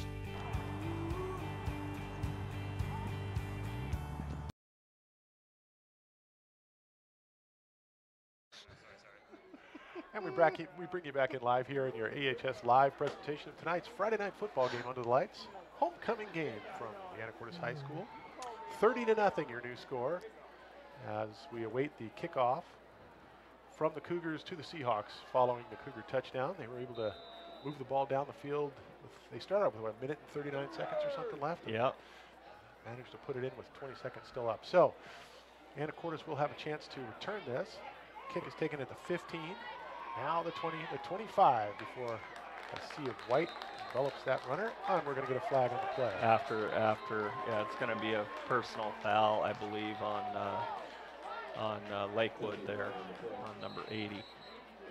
Let's see what the actual call is. At best, it's going to be a block in the back. I didn't see the whole thing, but. Well, let's just wait for the call here and we'll see what we've got, but it's probably going to help Anacortes one way or the other. No doubt. I don't know why Anacortes is going so far back. Yeah. Yeah, this will be a personal foul, and so that's going to move the ball 15 yards, if I'm not mistaken. Right. Anacortes is going to take over 1st and 10 when they walk this off. They got a long ways to get up to the line of scrimmage here. Yep, they got a long walk to the line of scrimmage. They haven't even got the ball set yet, though, so we're good. Yeah, there's only 13 ticks left of the clock before we get to halftime here, so Anacortes is going to have to be very mindful of the clock. Ball's going to be at the 41-yard line of the Seahawks, so they've got just under 60 yards to go to the promised land. One timeout, 13 seconds. You never know. Stranger things have happened. That's we know right. that much. Hendricks now awaits the snap. 2 receivers left, 2 receivers right. 1 man in the backfield, 1 man in motion. We're from the left to the right. Here's the snap. Pitch play. Beaner's got the ball. Oh, he's dragged down just past the 50. Yeah, nice 11-yard gain there by Trevor. Trevor Beaner enough to get a first down. Let's see if we can get it. You'll see him come through the middle of the pack here, and it's a one-handed save on the tackle. Look at this gaping hole right here. There's for him to run through. Or a right heart there. based on my see drawing. that tackle. Oh, just grabbed him and dragged him down from behind. Lucky play for Lakewood because he had a head of steam there. Right. 1st and 10 now, 3 seconds left. I'm guessing this will not be a running play. Yeah. You never know, but I'm thinking it's time to go to the air. Who knows? Right. That's what I'm thinking. You got to go 48 yards in 3 seconds. Right. So there will not be time for anything other than the Hail Mary play or something else designed to get some yardage here. It's actually 2nd down. I think we missed a play there. They just changed it to 2nd down. Here's the snap. Throw it deep, Jake. Attaboy. Down the middle of the field. That one's going to land. Oh, boy, I tell you what. Tempers are a little touchy here, and I don't see a flag on the play, but there was some contact between some players, and I think they're going to just let both teams head up to the locker room. And they need Coach Folks is going to hold up the Anacortes squad, let Lakewood run through. And yep, that was a wise move there. Just, as you can imagine, there's there's some juices flowing here at the game. So they'll let Lakewood go up the hill and get towards the locker room, and then the Anacortes team will follow them. But for us, it is halftime, and we're going to do a little business, take a break, and when we bring you back to our halftime extravaganza tonight, we'll be showing you all the good stuff that's going on for homecoming. So let's take a break, do a little business. We'll bring you back for halftime. At the Senior College, we believe that learning should never stop. Anacortes Senior College offers lifelong learning opportunities to adults over 50 in a relaxed atmosphere. No test or homework. ASC is ran by volunteers including retired college professors, scientists, artists, business and medical professionals. Fall, winter, and spring courses are held Tuesdays and Thursdays. For more information and registration forms, go to seniorcollege.org. Welcome to the Rockfish Grill. The Rockfish Grill specializes in fresh Northwest food, including seafood and pizza prepared in their wood-fired oven. They proudly pour Anacortes ales and lagers, brewed right next door at the Anacortes Brewery. The Rockfish Grill and their companion business, H2O, feature live entertainment every week with local and national acts. The Rockfish Grill, Anacortes Brewery, and H2O, 4th and Commercial in downtown Anacortes. Did you know that the largest toy store in Skagit County is here in Anacortes? Here at Toy Stories, we have a wide selection of the best toys you can find anywhere. Wow! From our large selection of stuffed animals Cool! to our massive Lego kit area. Alright! Stop in to check out our brand new RC toy selection, including drones, or pick out a baby shower gift. Awesome! Try out a toy, have it wrapped, and walk out all in the same visit. I love it! There's something for everybody here at Toy Stories on 9th Street, Anacortes.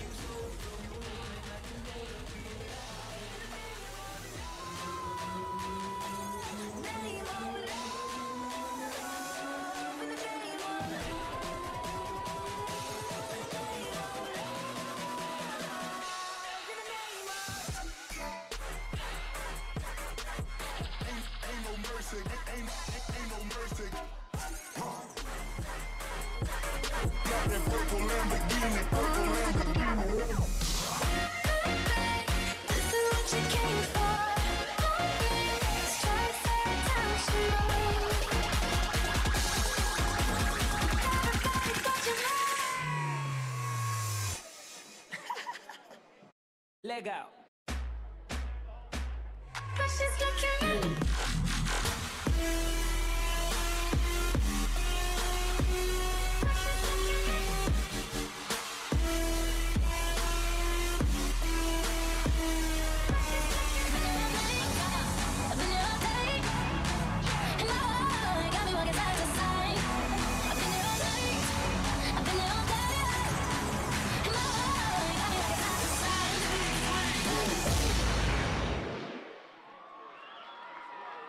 Ladies and gentlemen, a big round of applause for Anacortes High School Cheer Squad.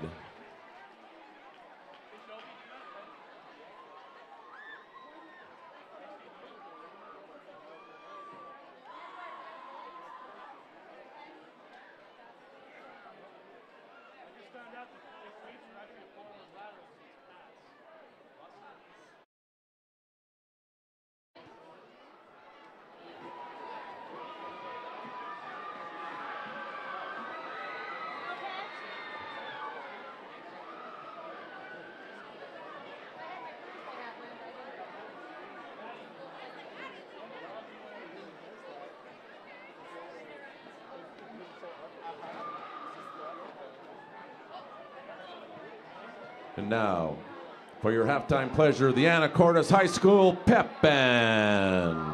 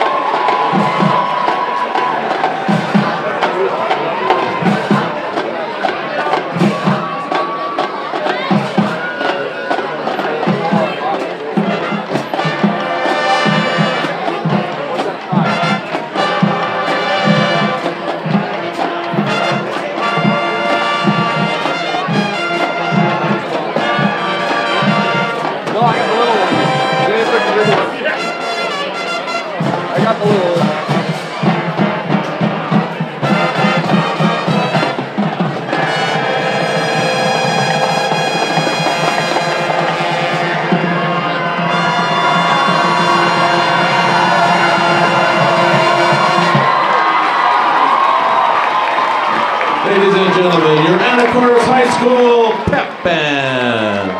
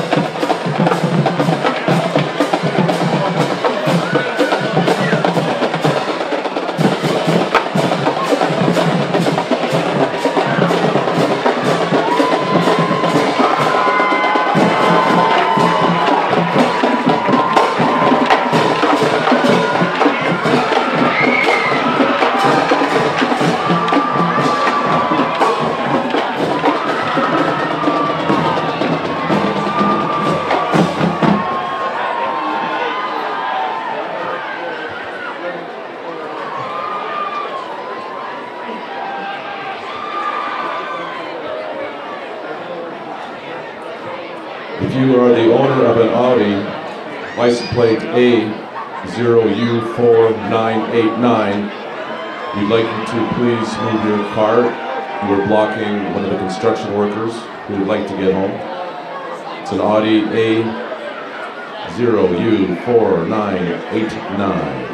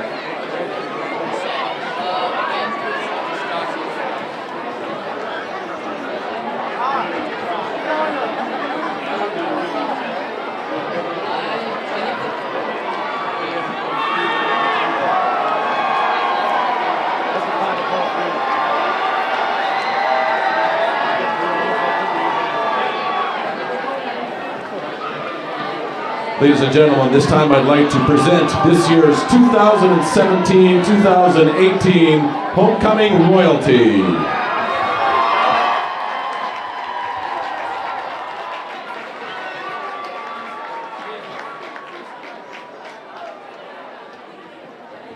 The freshman Homecoming Royalty Princess is Amy Agregard and Prince Max Stoltz. The sophomore royalty princess is Jennifer Sperling and Prince Dominic Ermey. Our junior royalty is Princess Savelle Feist and Prince Emmett Moore. Our senior royalty, we have Princess Naomi Noland and Prince Brandon Pratt. And to top things off, we have our very special king and queen, Ryan Frost and Jenna Stevens. Here is your 2017-2018 Homecoming Royalty.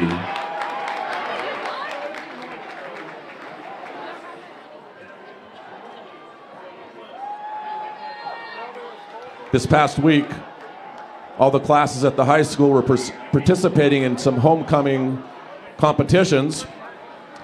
I have the results. Drum roll, please. For display cases, in 4th place, the juniors.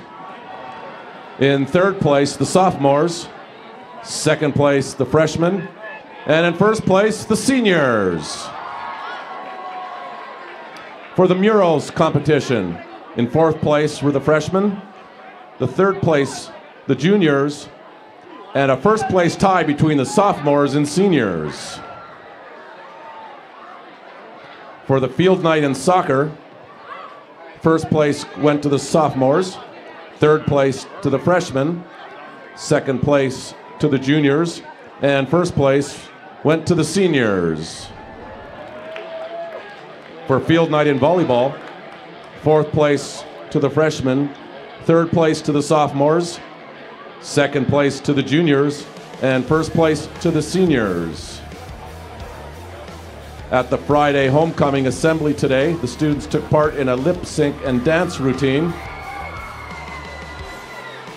Fourth place went to the freshmen, third place to the sophomores, second place to the juniors, and first place to the seniors. And then they competed in a canned food drive throughout the community. Fourth place went to the seniors with 46 cans. Third place to the sophomores with 115 cans. Second place to the juniors with 149 cans. And first place to the freshmen with 186 cans. A total of 700 cans of food was collected for the food drive. And for the floats that went up and down the streets of Anacortes today, fourth place went to the freshmen. Third place to the seniors.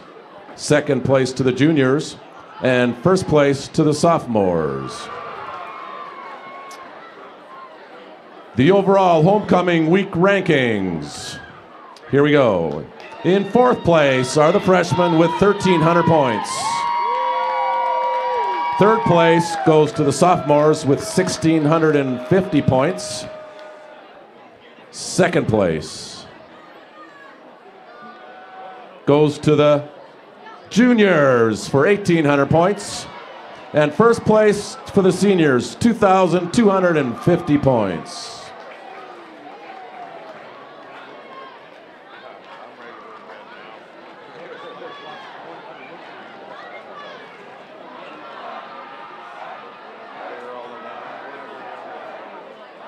I'm glad you're younger than me.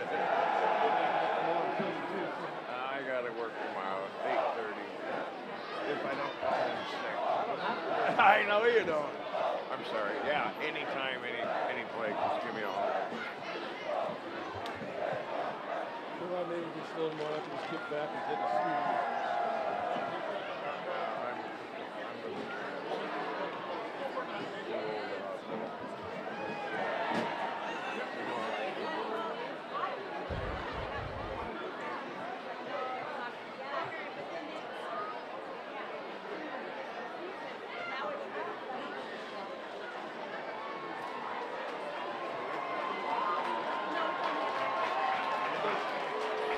Ladies and gentlemen, taking the field, your Anacortes Seahawks.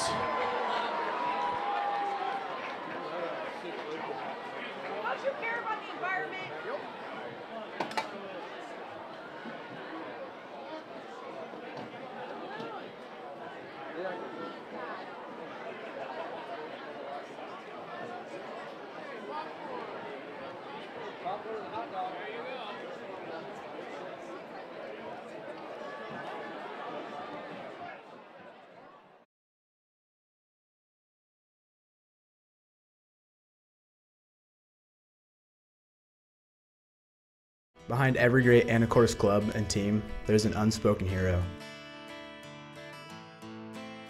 People that get us our team gear, organize our team dinners, and support us in everything else we need.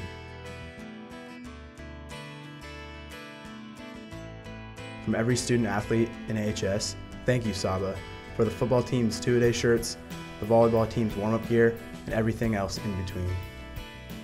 Saba, the Seahawk Athletic Booster Association.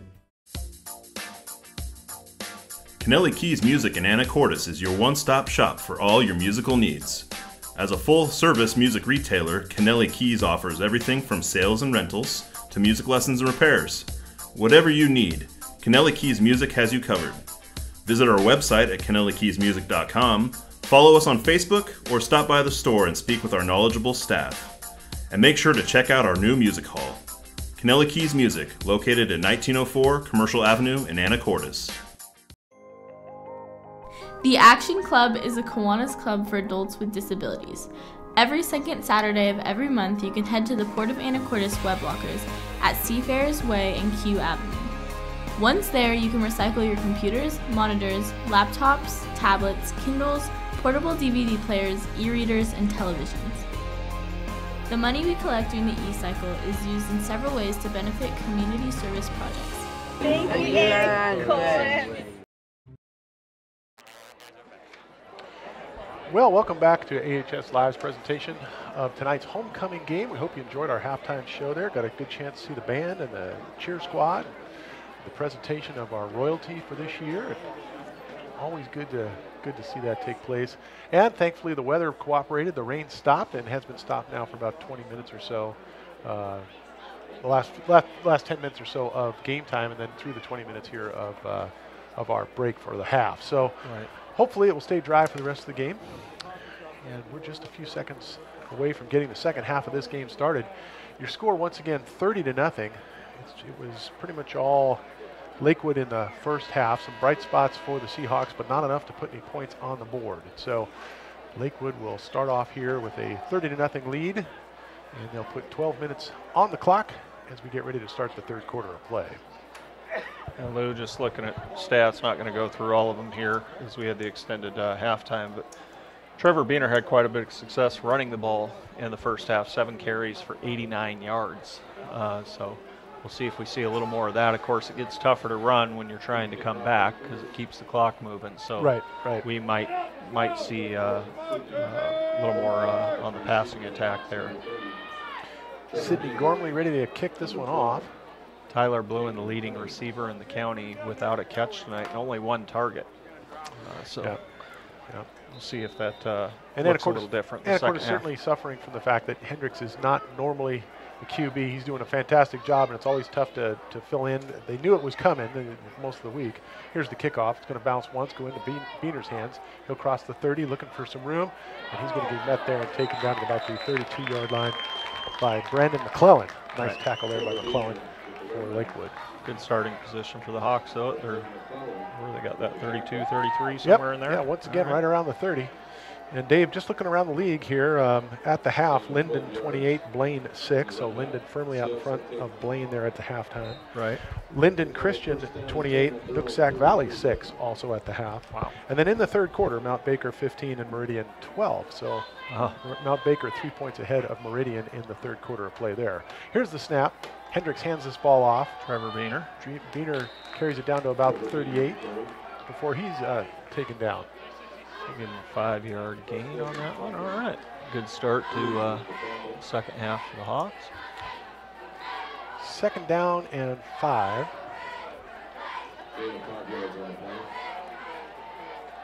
Well, let's see if the Hawks decide to do anything different right here. Down by 30. It might be time to change the game plan here. See if something different works. So far they've gone to Beener, and now once again he's going to take it out to about the 50 on this run, and that's going to be enough for a first down for the Hawks. Nice rumbling run by number 30. You bet. Trevor Beener. Let's look at the big hole he has. Yeah, let's take a look at this. Look at the blocking he gets right in here. You're going to see a hole develop, and he's able to just pop right through there. Nice blocking by Kushner and Ryan Frost there. Ryan, the homecoming king, as you saw at halftime. Yes, indeed. He's no longer Ryan Frost football player. He is now Ryan Frost homecoming king. 2 receivers on the right, 2 receivers on the left. This will be a pass over to the left-hand side. Caught in the flats, and he's taken down. Number 88, Nathan Johnson, makes the tackle. 88 is Jonathan Cox III. I'm sorry. Wrong roster. They got it to... my mistake, yeah. They got it to Acosta here, as you'll see on the replay. There we go. And nice job by Jonathan Cox on the tackle there. Big Jonathan Cox. And little Oscar Acosta didn't stand a chance. Yeah, it was a good setup there. They just couldn't get the blocking to work correctly, and so he was in the backfield with him when he made the catch. So it's going to be 2nd and 10 now. Here's the snap to Hendricks, and it's high once again. Going to land 5 yards behind him. He's going to have to run that down and simply fall on it. Big loss for the Seahawks. Boy, they've got to get that fixed. It's cost them a lot of yards tonight. Yeah, definitely. 46 yards it had cost them before this one. This one's going to bring him back from the 50 to the 30. Basically the 30, yeah. So it's a 20-yard loss there. Hey, folks, we do want to remind you that you can always throw a comment up there if you're watching on YouTube, and we'll get a chance to see that. And a couple of shout-outs. I know, for instance, that Joe D'Amelio is listening tonight down at Oregon State, down at Corvallis. Joe, good shout-out to you. Joe, miss you. Sorry your Beavers got smoked last weekend, but at least you stick with them. Here's the snap.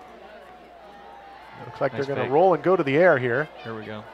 He's going deep down the middle. Ball was up for grabs. It's going to land incomplete. Yeah. Yeah, kind of good thing he overthrew that. Actually, they had pretty good defensive coverage there. So that's going to bring up 4th and 29, and that means the punting unit will run out onto the field for the Hawks. Well, we'll see if Jake can boom another one. His last 2 kicks have been, or punts, excuse me, have been 60 and 59 yards respectively. So helped the Seahawks out a bit. It could be a lot worse. Well, his particular style, usually not a lot of height, but an awful lot of out. He's these are line drive punts. And let's see if he does that again. This one got some pretty good height. Got around the 40. Fair catch called for. 38-yard line is where the catch is made. Made him have a fair catch there. Sahel Sharab was right there and was going to lay some wood, as they say, had he not called for a fair catch. So Jackson Schultz makes the catch at the 38, and that's where the Cougars will take over. 1st and 10 going the other way. 9 minutes and 14 seconds to go here in the 3rd quarter. Anacortes still looking to find a way to get that 0 off the board. And Lakewood trying to add to their 30-point lead.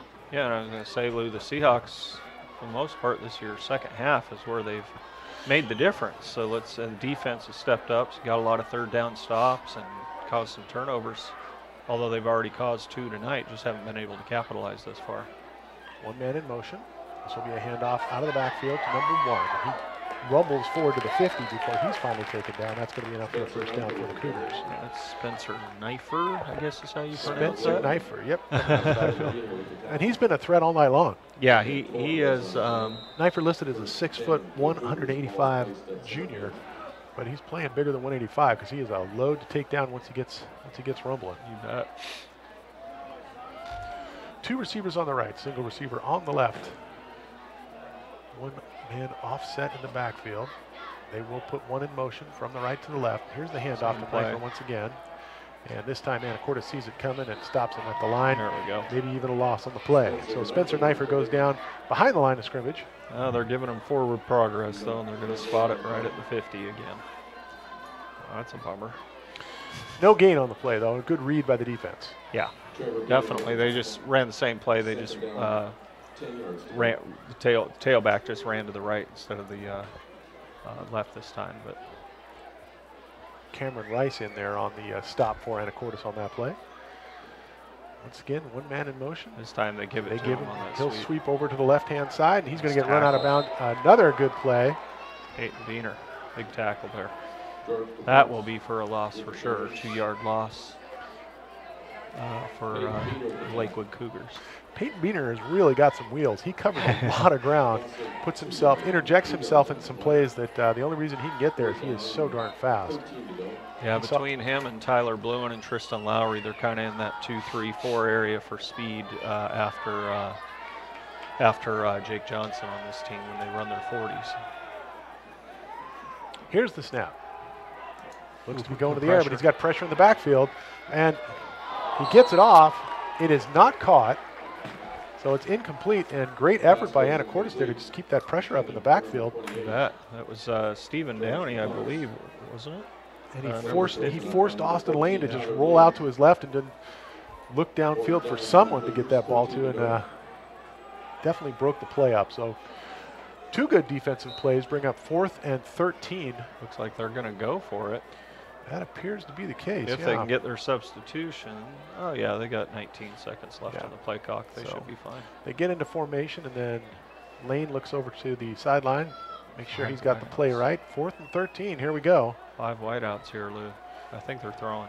Oh, and immediately under pressure, he's going to find a man down the right-hand side, makes the connection. Oh, man, they're down to the 20, the 15, the 10, and all the way into the end zone. That was a well-run play right there. Touchdown for the Lakewood Cougars on a 4th and 13 conversion. Pass play, yards after catch, TD. Holy cow. Well-ran play. Totally fooled the defensive backs, crossed him up, and he was wide open. I don't know if we have a replay there, but well-ran play. Coach Teeter and his staff should be happy with that one that they drew up there. Whew, man.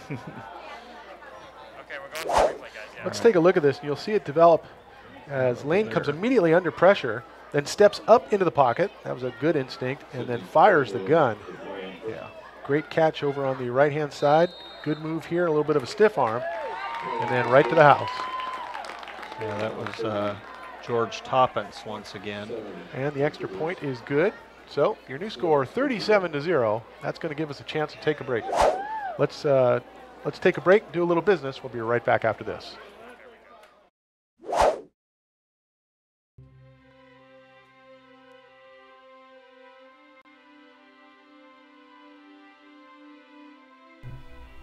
Everybody loves a green lawn, but where does runoff from your lawn end up? Runoff from your lawn winds up in the stormwater system when we get heavy rains. From there, it runs untreated into the Salish Sea.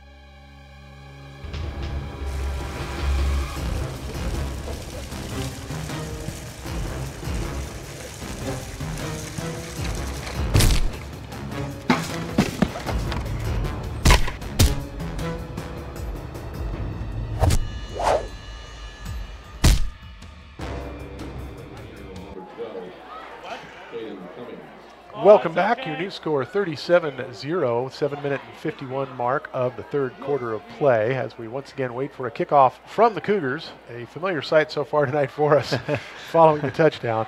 And Sydney Gormley's going to have to ice her leg tomorrow after all these kickoffs. Let's see if they go to Beaner again. This Squib. will be a squib kick. Oh, they touched that. They got to make sure they get on top of it. Going to get picked up at about the 25, up to the 30. And then a swarm of shirts brings everything to a stop. Ball's going to get marked right about the 30-yard line. There's Caden Cummings there on the return for the Hawks as the offense steps back onto the field. And I know when you're behind this far trying to get back in it, you kind of have to pass, but they've had so much success with Trevor Beaner running the ball tonight. I guess maybe just roll with that for now and see if he can get the ball down the field, see if he can break another one of those big ones, but get it into the end zone maybe. Well, there's gonna have to be something done differently at 37-0, and if you're going to make any kind of a change, you better make it now. Right. But once again, we see Beaner carrying the ball out of the backfield, and again, he is successful. Moves the ball out to about the 35, gain of 5 on the play. Offensive line is doing a great job tonight, creating some holes for Trevor, and then he's doing a good job, obviously, of hitting that hole and getting that positive yardage. Anytime you can get 5+ yards on first down, that's a good thing for you. As he comes off the field, it looks like Peyton Beaner, his older brother, will replace him in the backfield. All right, so Anacortes shows 4 receivers up on the line, 2 on the right, 2 on the left. This will be a pitch play to Beaner, and he'll roll to the right. Nice. Picks up maybe 2 before he's tackled out of bounds. Nice little run out to the right side there for Peyton. Looks like it was Jared Taylor on the tackle for Lakewood. And that's going to make it second down. And second down and, no, I'd be shorter than that. I think it's going to be second and 1 or 2, right? Third and 1 or 2. So they've got it marked. Oh, yeah. Yeah. Yep. About 3, I guess. Yep. Yeah. Yeah, okay. third and 3. Okay. And we got a whistle here. Not sure what we got going on here. Play clock didn't get reset, maybe? No, they just reset it. And the refs are talking to Anacortes. Making Jake Hendricks come off the field. Okay. Sounds like we're being advised might be an equipment issue, so they might have spotted something. They'll send him off to get that repaired. So he'll have to sit out one play. So they're going to send Eamon Gilden in at quarterback. He is the 3rd string quarterback for the Seahawks. So Hendricks on the sideline for this play. Gilden to the QB spot with Peyton Beaner standing next to him in the backfield. 2 receivers right, 2 receivers left. High snap once again. Gilden manages to rein it in, and he's on the run almost immediately, and he's going to get swarmed down for a big loss. Oh boy, I tell you what, that snap connection has just plagued them all night long. We got a flag well after the whistle here, Lou. Sorry to interrupt you, but they just threw it well after the whistle. It might be, I don't know what they call it in high school, but there was a lot of celebration going on by Lakewood there. Taunting, so maybe maybe? A taunting is what they call it at Well, the that's higher what levels. they call. Yeah. Looks like there's a conference going on. It could be that he feels it is, and once he talks to the referee, he says, no, it's not. But we'll see what they say here. We'll learn it when you learn it, folks. Let's see here. Here's the call. Handball, personal foul. Oh. Blue, yep. Personal foul. White. So that'll be offsetting. Play. It'll be 4th down. Offsetting personal fouls. Yep. So one in either direction after the play. That's neither coach is going to be happy to see that, and they shouldn't be. Right. So a high snap once again causes issues for the Seahawks on 3rd down. Eamon Gilden did a great job of grabbing that one-handed. Well, I tell you. But yeah, you know, that's the 4th time tonight on 3rd down that we've had a high snap and has not allowed the Seahawks to be able to convert that 3rd down as Hendricks steps back into punt. Lou? Yep, and we do have the punting team out here. Low snap this time. Fake. Oh, he looks like he's going to fake it. He puts it in the air. No, it's going to Underthrown. fall incomplete. It was intended for Caden Cummings, but And depending on the short. spot, that may or may not have been a 1st down as No. he was right near the marker there. He needed to get some more arm underneath that. Yeah. But it was an interesting thought. Now that's going to give a short field to the Cougars as they take over on downs. And so far tonight, that has not been good news for the Seahawks. But let's see if they can stop them here. We're at the 6-minute and 14-second mark of the 3rd period of play. It is 37-0. Seahawks trailing Lakewood at this point. Another good thing psychologically, if the Seahawks can keep them from scoring here, it prevents the running clock from starting also, because once the deficit gets to 40, they have to start that running clock. Here's the snap. Really speeds up the game. Running play over to the right-hand side. Pretty well read by Anacortes. Yep.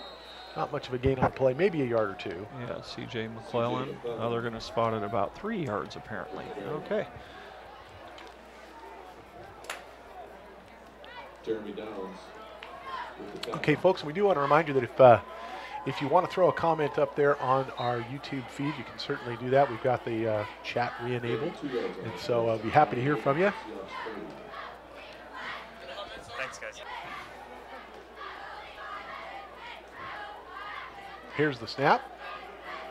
This time a run over to the left-hand side. Well read by Anacortes. Good tackle in the backfield. That was Nathan Johnson, I do believe. Or Jared Wright, Jared sorry. Wright, Jared Wright. yeah. Nice job, Jared. Yeah, great read. Got into the backfield, made a nice shirt tail tackle. Ended up being about a 5-yard loss there. And Dave, I know we have a couple of events coming up we should probably talk about too, right? Yeah, you bet. This coming Tuesday, October 10th, the Seahawks volleyball will be airing on AHS Live at 7 p.m. That's this coming Tuesday, October 10th. Volleyball is so much fun to watch. It is. 3rd down now here. Lane rolling Pressure. well out to Here his we right. go. He's being pursued. He's going to throw that away and save the sack. Yeah, good decision by Lane there. Just to get rid of the ball because Kirby Rowe Yeah. was breathing down his neck there. Kirby Rowe chasing him down. So I will have to say that for the defensive line, they've done a great job of penetrating tonight. They've had Lane under pressure several times and disrupted a number of plays. Right. Just not consistently enough to really disrupt their offense, obviously, at 37-0, but it has been a factor in the game. Right. Well, and, Lane has proven to me he is a good quarterback under pressure. He has completed a number of passes under pressure. It's not like the Seahawks aren't getting into the backfield. He's just good at executing under pressure. You don't see that out of a lot of high school quarterbacks. Right, yeah. He's done a good job with it. As that forces Lakewood to have to punt now. So that good job by the Seahawks there on that short field, Lou, to keep them from scoring. So the kick will be from about their 50, it looks like. I've got a timeout called here. Let's see who it is. So Lakewood's calling a timeout. Yep. We're going to take a timeout too. We'll be right back in 30 seconds with more football.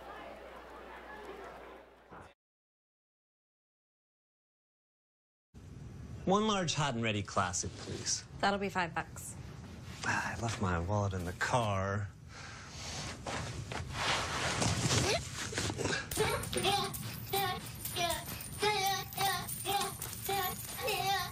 $4.75. Thank you. Everyone's got 20 quarters for a large hot and ready classic. Little Caesars, world's easiest way to pizza.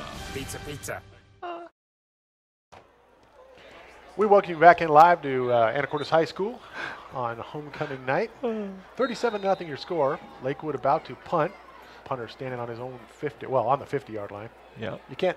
I guess it's not his own, right? Yeah, I gotcha. Gets off a good punt. That one's going to come down inside the 10, take a bounce. Oh, Let's see if they can get it to a stop. And yes, they do. They stop it at the 1 foot line. Yeah. Oh, wow. Great special teams effort there by Lakewood. You bet. Pinning Anacortes deep. No flags on the play. That's where it's going to stay. 1st and 10 coming back the other way for the Seahawks. Wow. Well, Lou, while we wait for him to get on the field here, another broadcast coming up here on AHS Live is a week from tomorrow. On Saturday the 14th at 2 p.m., it will be the celebration of life for the former Seahawks band director, Ian Simonson. Unfortunately, we lost at the age of 31 to a good, long, hard-fought battle with brain cancer. But that will, if you can't make it, you'll be able to see it here on AHS Live as the Broadcast Club will be broadcasting that also. Great use of the broadcast stream there. You bet. If you can't make it, that's going to be something to watch. Now we have a timeout called by Anacortes, and we'll stay with you during this timeout, Dave, because I'm glad you brought that up. That was a tremendous loss. Fantastic, young man, and shame to lose him. That celebration should be fairly well attended. It will be very well attended. There will be a lot of former students coming from out of town that were part of the band. But there will be a lot of people who cannot make it. So please do spread the word that the AHS Live broadcast will be at 2 o'clock that day on the 14th. Right. For that celebration of life. So if you can't make it, at least you can join us that way. And one other thing we're noticing here, guess what's back? A little bit of rain starting to fall now. It's October. Yeah. So the Seahawks are going to start when we come out of the timeout here, trailing 37-0 with 5 minutes and 4 seconds left in the third quarter of play, and they are literally almost standing on their own goal line here. 99.9-yard touchdown drive would be nice here. They really got pinned here. So this will be a run out of the backfield, create a little space, and I believe that's I think that was Trevor Beener again. Yeah. Yep. They're going to spot it. Where do they spot it here? So at about the 3. 3, so they give him 2 yards. So that gives them a little bit of breathing room. Yep. And all teams practice this. That what do you do when we're standing in our own backyard here? Yeah. Not a fun place to be when you're on offense. Not a lot of field to work with, but you got to go forward. Don't go backward. Anything you do. So. Right. So Trevor Beener once again in the backfield. And we're going to have a whistle stop and play here. Oh. And it looks like maybe another equipment issue of some sort. Yep. So that's going to. That's Ante Petrish having an equipment issue. Looks like they're just messing with the snap there for the chin strap. He's wearing a piece of jewelry. Oh. He had a necklace on that got spotted there, and so they're having that taken off. So he'll be off for a play. And now we're set, ready to go here. 2nd down and 8. Nice run. Here we Trevor, go. and he's got room. Nice. He's going to be taken down. It's enough for the first down, but you bet. Boy, the last line of defense got him. Otherwise, he was going all the way to the house. He had a good head of steam. Nice job by the left side of the line. That was Jacob South and Kirby Rowe, I believe, with the blocking out front for him. So nice run for Trevor. Got up to, where are they marking that, the 14? Well, they're going to put it right at the 15-yard line. 15, so about a 12-yard gain for good Trevor. Gain of the play. You bet.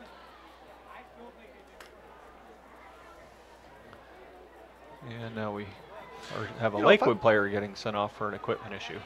Tell you what, if I was running the ball, I think I would want Rowe and South in front of me. I'm okay with that. Yeah, I have a feeling that I'm going to get a lot of positive yardage that way. So that is a pretty good wall of protection out in front of you. You bet. All right, so that brings up 1st and 10 now for the Hawks. Once again, there will be a handoff, and I believe this is Peyton Beener in now. He'll go forward for about 4 yards before he's brought to a stop. Anacortes grinding forward, but it's taken a lot of time. Yes, it is.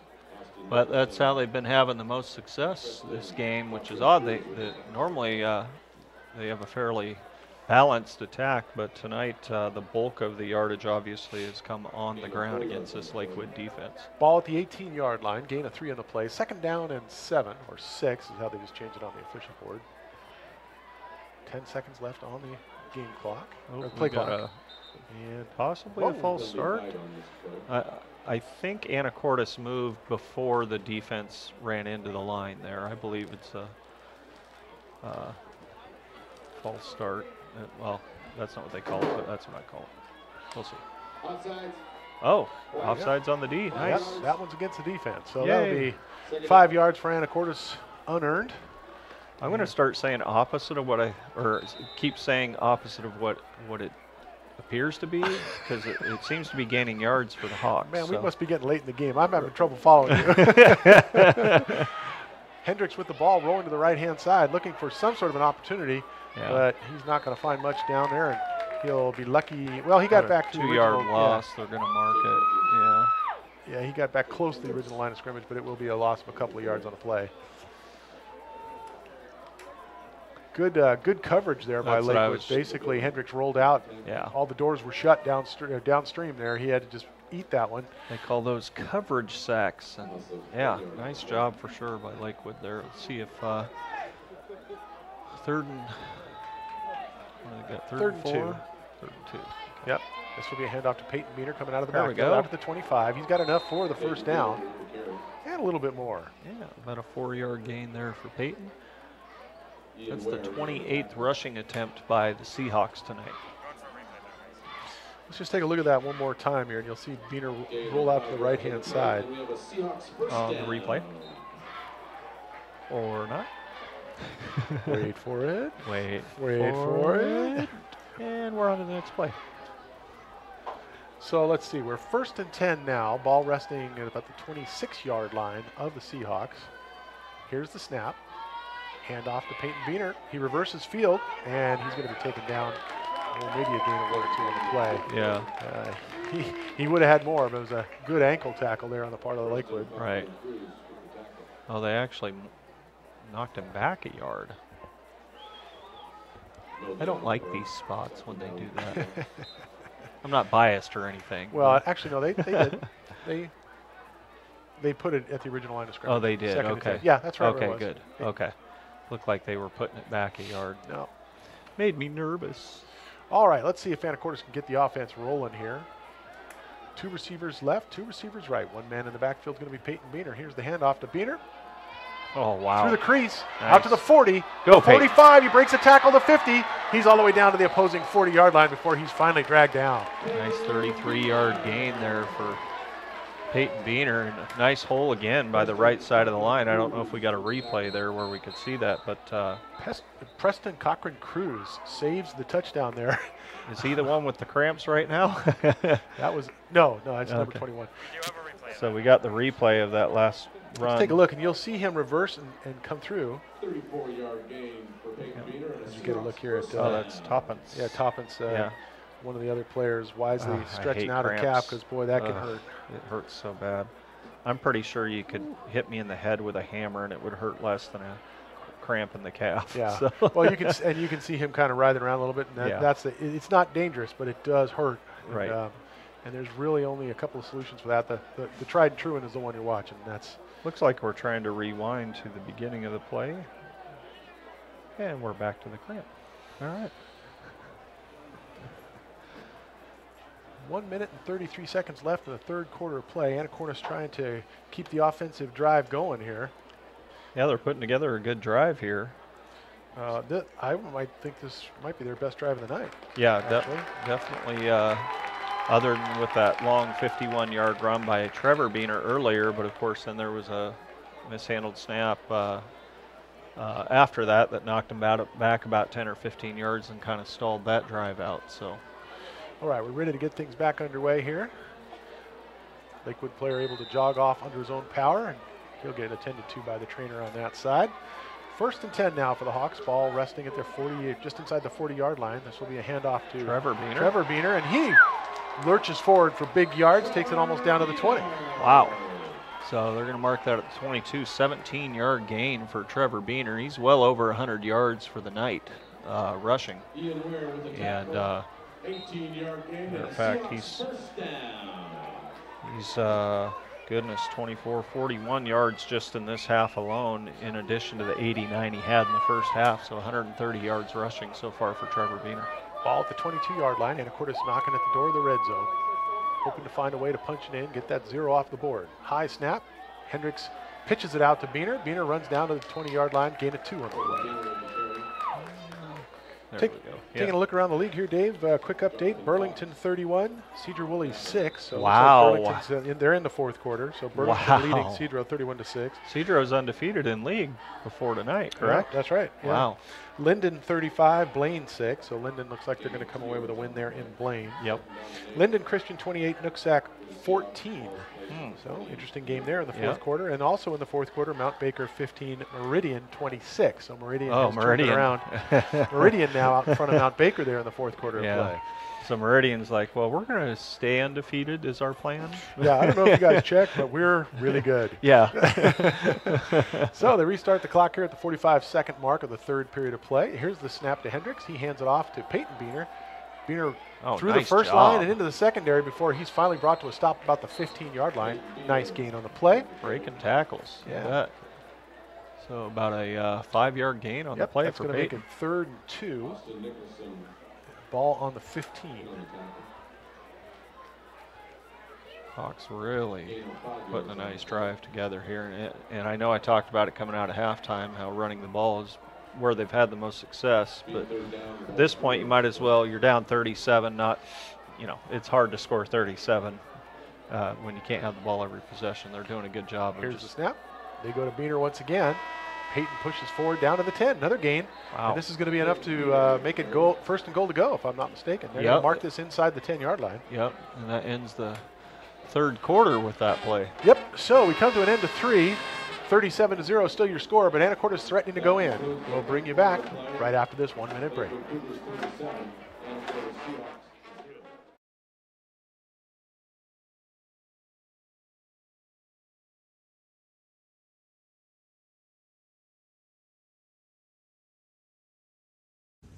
One large hot and ready classic, please. That'll be $5. I left my wallet in the car.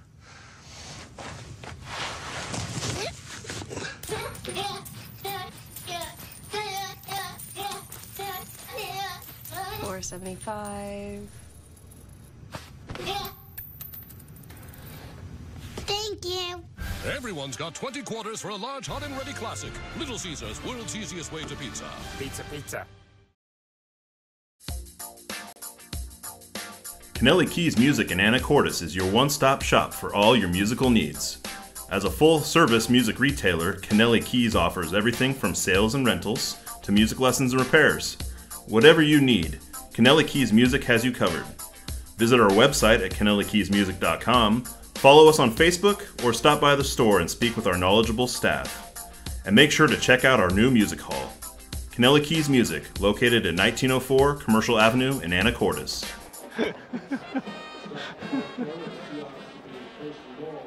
And back we come on AHS Live's presentation of tonight's football game. They've switched ends. We're ready to get the fourth quarter underway. Here's the first play. Hand off to Peyton Beener again, Lou. Boy, Peyton Beener has been good for 5 yards every time they've handed him the ball the last 3 plays, and this time is no exception. He gets it down to about the 2 or 3 yard line. Wow.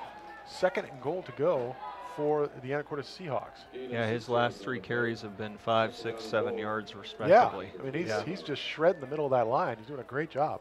Well, there won't be a 7-yard run assuming they don't move backwards here. Hopefully it's just going to be a simple 2-yard run, 3-yard run into the end zone here. So Peyton Beener lines up behind his quarterback. Hendricks takes the snap. It's a high snap. He hands it to Beener. Beener charges the middle of the line. Touchdown. And touchdown for the Anacortes Seahawks. All right. Finally. There we go. That's what they needed. 37-6, your new score on the running legs of Peyton Beener up the middle. Nice surge by the offensive line, well and truly controlling the defensive line of the Cougars, creating that pocket for him to run into, and he charges in, make it 6-37. Yeah, just great. Let's take a look at the replays. Peyton runs it right up the middle. Well, Jacob South told us it was a touchdown. We didn't need to wait for the official. As you can see there, the center of that whole line just collapses forward. Here's the extra point attempt. It's up. And it's good. Hendricks puts it through to make your score 7-37. So with a new score on the board, we're going to take a break. We'll be right back in 30 seconds.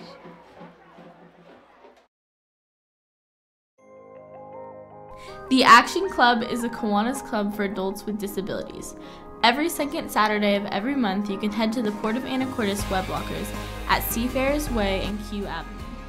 Once there, you can recycle your computers, monitors, laptops, tablets, Kindles, portable DVD players, e-readers, and televisions. The money we collect during the e-cycle is used in several ways to benefit community service projects. Thank you, Colin. Each year, thousands of fantastic pictures are taken by yearbook photographers of AHS sporting events, assemblies, performing arts, and more. Welcome back in, and we do want to, as we're waiting for the kicking team for the Hawks to come out and put this ball back into play, we do want to remind you next week, Anacortes is away playing at Linden, so that'll be an interesting matchup. And then 2 weeks from tonight, we welcome in the Bellingham Red Raiders here to Anacortes' home field. Right. And we'll be happy to be presenting that game for you. So 2 weeks from tonight, we'll be live once again as the Bellingham Red Raiders come to visit the Anacortes Seahawks. And I believe we're finally going to have John Richards be able to join us, as we've been trying all year. It just hasn't worked out schedule-wise, but I believe he'll be able to join us for that game. Here's the kickoff. This will be a squib down the middle of the field, takes a couple of good bounces, picked up. And the field rears up and bites. Yep. As you can see there, the player lost his footing and went down, so he's going to be down right at the 21-yard line. Yeah, Jackson Schultz is like, man, I was running that one all the way back, Coach. I had it. I was returning it for a TD. the Anacortes home field reaches up and says, stop right there. Right. Lou, I want to jump back real quick before they get to the play about that Linden and Anacortes matchup next week at Linden. With Linden clearly looking like they're going to win tonight and Anacortes losing, that game becomes even more important, because that if Anacortes can win that game next week, that would put them back tied in the standings at that point and give Anacortes the tiebreaker as the year goes on. So what you're saying is mark your calendars for the trip you need to make to Linden to yes, support the team. Definitely. Yep. Oh, fumble. Fumble. Ball is loose. Anacortes players indicating that they've recovered it. Let's see what the official word is. He may have been down. Nope, they're saying ball's recovered. They're saying it's going to stay with Lakewood. But that is the second time that we've seen a Lakewood ball carrier just lost slip 2 yards on the play. Right. Take his legs right out from underneath him there. Lost 2 yards on the play. That's going to bring up 2nd and 12 for the Cougars. 10:56 left in the game here in the 4th period of play. Here's a snap. Nice job. Quarterback keep. Oh, I got fooled. I thought Jared Wright had a big tackle for a loss in the backfield, but Lane had kept the ball and was able to get some positive yardage, actually. Actually, that was Taylor with the ball. Or Taylor. As you'll see on the replay here. Yeah, that's Jared Taylor in the quarterback position right now. Oh, okay. See there? Yep. Oh, good effort there to try and maybe strip that ball out. Yeah, nice tackle. Stephen Downey with the tackle there. Nice job. So that's going to bring up 3rd down and 9. Here's the snap. Taylor looks over the offense. He's got to scramble. He's in trouble. There we go. They're going to take him down right about at the original line of scrimmage. Malcolm Riddle with the tackle there. Malcolm, you'll get to see make quite a few plays over the next few years, as he is only a sophomore. Another example, though, of the defensive line getting into the backfield, causing a little havoc and forcing a change in the play. 4th down, 8 yards to go. Let's take a look here, and you can see that. Look at the penetration here. Immediately, you got purple jerseys back there. Right. And Taylor's running for his life. Great effort. Or that was, I apologize, that was Stephen Downey with the tackle. That was the play before. Oh, yeah. Okay, so it was Malcolm Riddle on that one. Yep. Okay. Here's the snap and the punt. Ball's going to come down around the 50-yard line, and it's going to take a couple of friendly Lakewood bounces. Yeah. Anacortes players need to get further away from that. You never know. That thing could take a weird bounce and bounce right off you all of a sudden. So they will take over at the 27-yard line with 9 minutes and 20 seconds left in the game. Anacortes looking to go down and put another 6 or 7 on the board. That would be nice. Just keep working the offense here and get some positive success to carry on into the next game here. So, because you're going to need it going up against Linden. I know Linden's lost a couple games this year, but they're always tough. I don't remember the last time Linden lost 2 games back-to-back at home, but they did it this year. Yeah. I don't know how that happened either, but I'm not brokenhearted over it, I'll be honest. Here's the snap to Hendricks, the hardest working man in football tonight. Yeah, He's going to keep it, run around the There we left-hand go. side, get some positive yards. And boy, he Attaboy, is refusing Jake. to go down. Yeah. An extra 7 yards just on second effort. Great job. Nice. And it'd be nice for Jake to get some positive rushing yards for himself tonight with the. Let's watch the replay. Take a look here and just watch how many guys hit him and just what it takes to finally bring him down. Got Trevor Beener leading the way for blocking. Going to get a good block there. Caden Cummings. Okay, 1, 2, 3, 4, 5 guys it took to finally bring him down. Great second effort run there by the quarterback Hendricks. Nice job, Jake. He takes the snap, hand off to Beener out of the backfield. Nice running. Almost out to the 47-yard line before he's taken down. You bet. So that's a 6-yard gain for Trevor Beener. Yep. Both Trevor and his brother Peyton doing a good job tonight, using their blockers, looking for creases to get through, and both have picked up plenty of positive yards because of it. You bet. And the Seahawks, Lou, I don't know if you've noticed, they move their line around where their left tackle and left guard will be there one play, but then the next play. Thank you, Connor, for the amazing Steam comment. I'm sure you meant stream, but thank you. As the handoff to Gilden comes, sorry. He gets up ahead of Steam, crosses midfield stripe, and is taken down around the 45-yard lines to once again move the chains for the Seahawks. A nice 8-yard gain for Eamon there. Oh. Yeah, that was a great run. You bet. Nice thing is, Lou, hopefully I don't jinx it, but on both sides here, we're seeing a lot fewer flags this half than we saw the first half. So hopefully it stays that way. Kind of keeps the flow of the game moving. And well, we've got a pretty good downpour going on right now too. You bet. In here, it's plenty dry though. I kind of like it. Should we do a remote broadcast? Yeah. Want to head down there? Yeah, I'm good. Thanks. Here's the snap. Hendricks hands it off. It'll be Gilden out of the backfield once again. Gain of 2 or 3 on the play before he's taken down on a swarm of white shirts. Right. The Hawks now. Matthew Molloy in on the tackle there. Jack Lador with the tackle.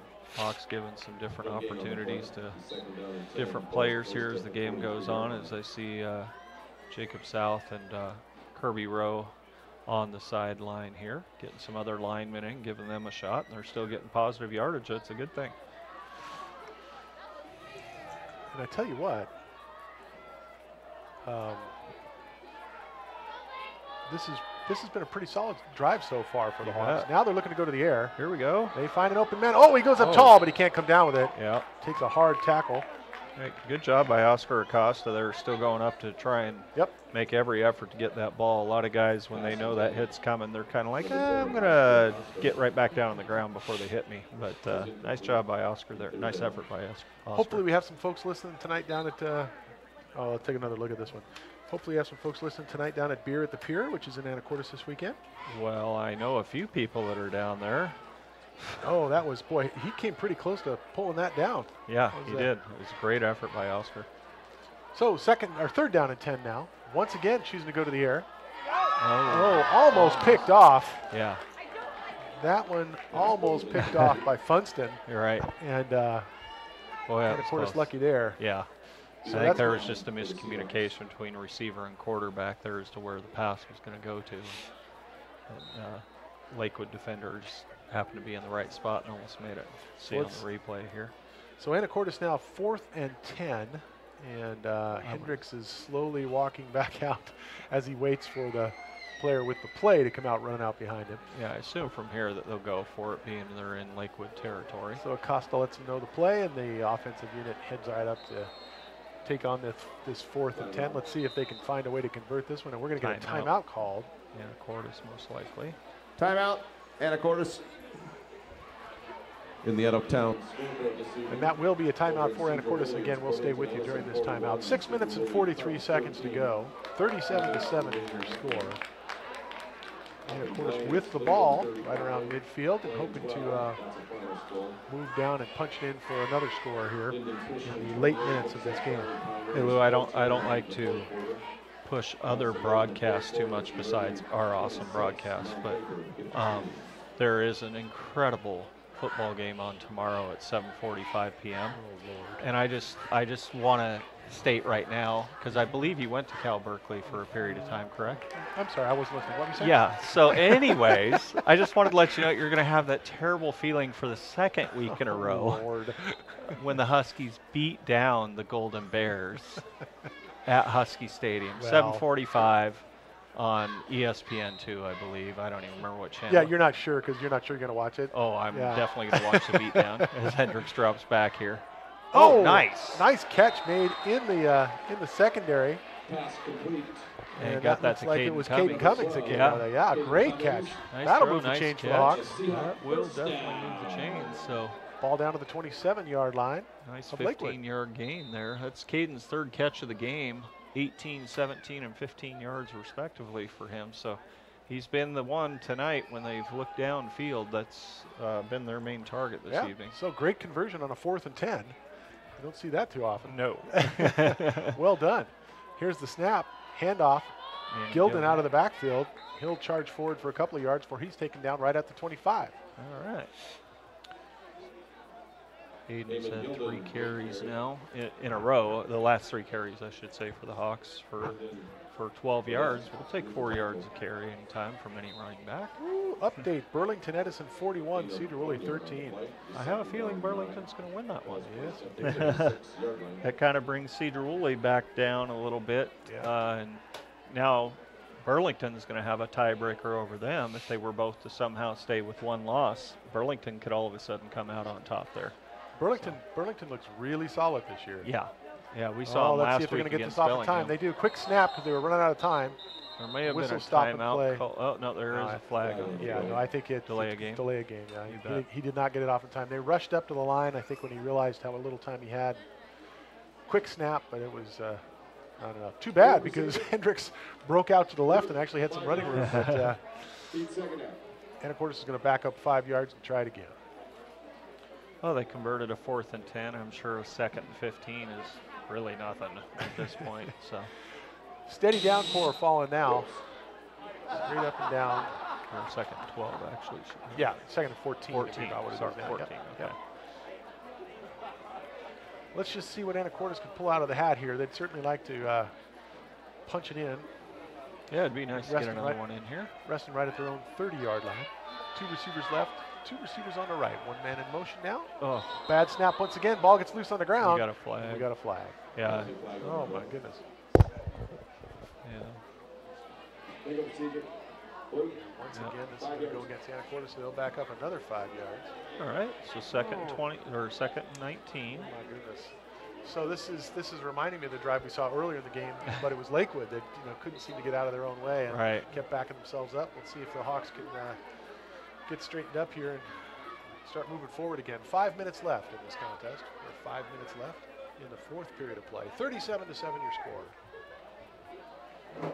2 receivers on the right, 2 receivers on the left. 1 man in the backfield, going to be Gilden.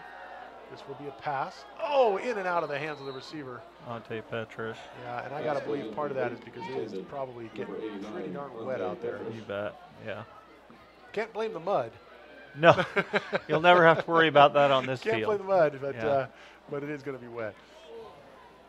It's the paint that they put on the turf. It's just... It's all that cork. Right, yeah. You'll see on the replay here.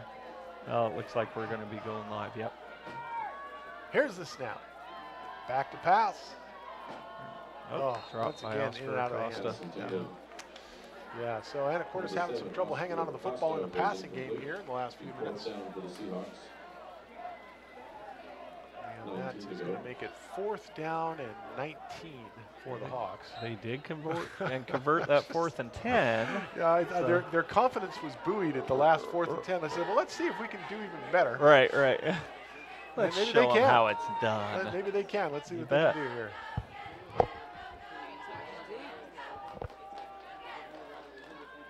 Here's the snap.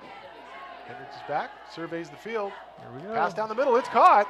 It won't be a first down, but it's a great play. It's not enough. It was almost the identical play that they ran last time they make the conversion, but again, it is not going to be enough. Right. You'll see he looks down the middle here, Lou, and finds Oscar Acosta. Nice jumping catch there.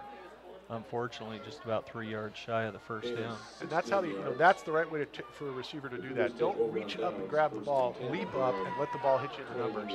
Good technique there by Acosta. So that'll give the ball back to Lakewood on downs here with 4:30 left.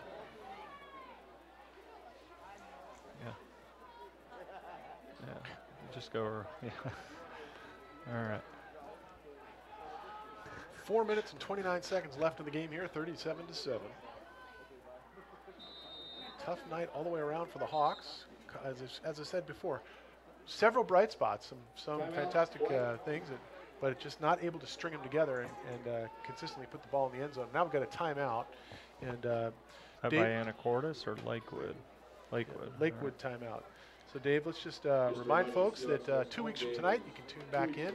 Yep. AHS Live will be broadcasting when the Bellingham Red Raiders come to town right here on this field.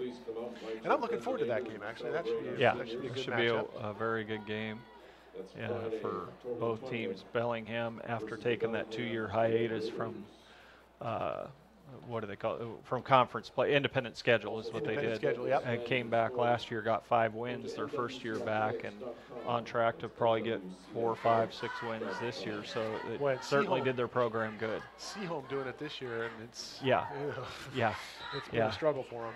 But they'll do it again next year. They're on a 2-year schedule also, and if they do like Bellingham, they should have some pretty good success coming back. So we come out of the timeout now. Cougars with the ball. 1st and 10. Resting at about the 20-yard line. I believe that's Taylor. It is. Taylor on the keep this time. And he'll pitch out to the left. Yep. And that's going to work pretty darn well. Yeah. Quarterback option.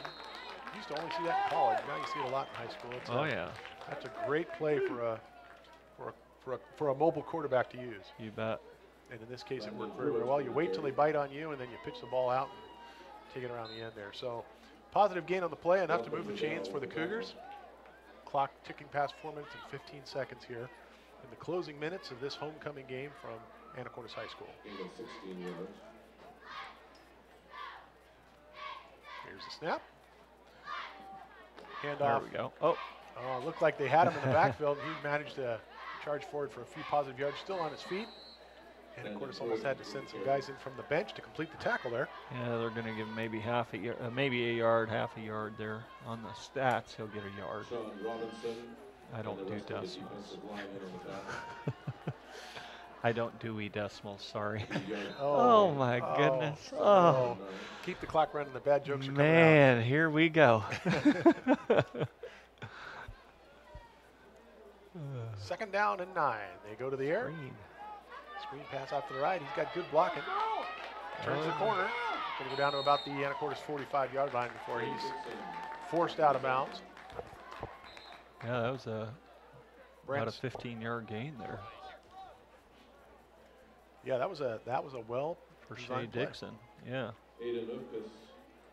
And he's just quick. He actually lost his block there, but he was able to, with his speed, to get out and around the corner there. 15 yards on the play.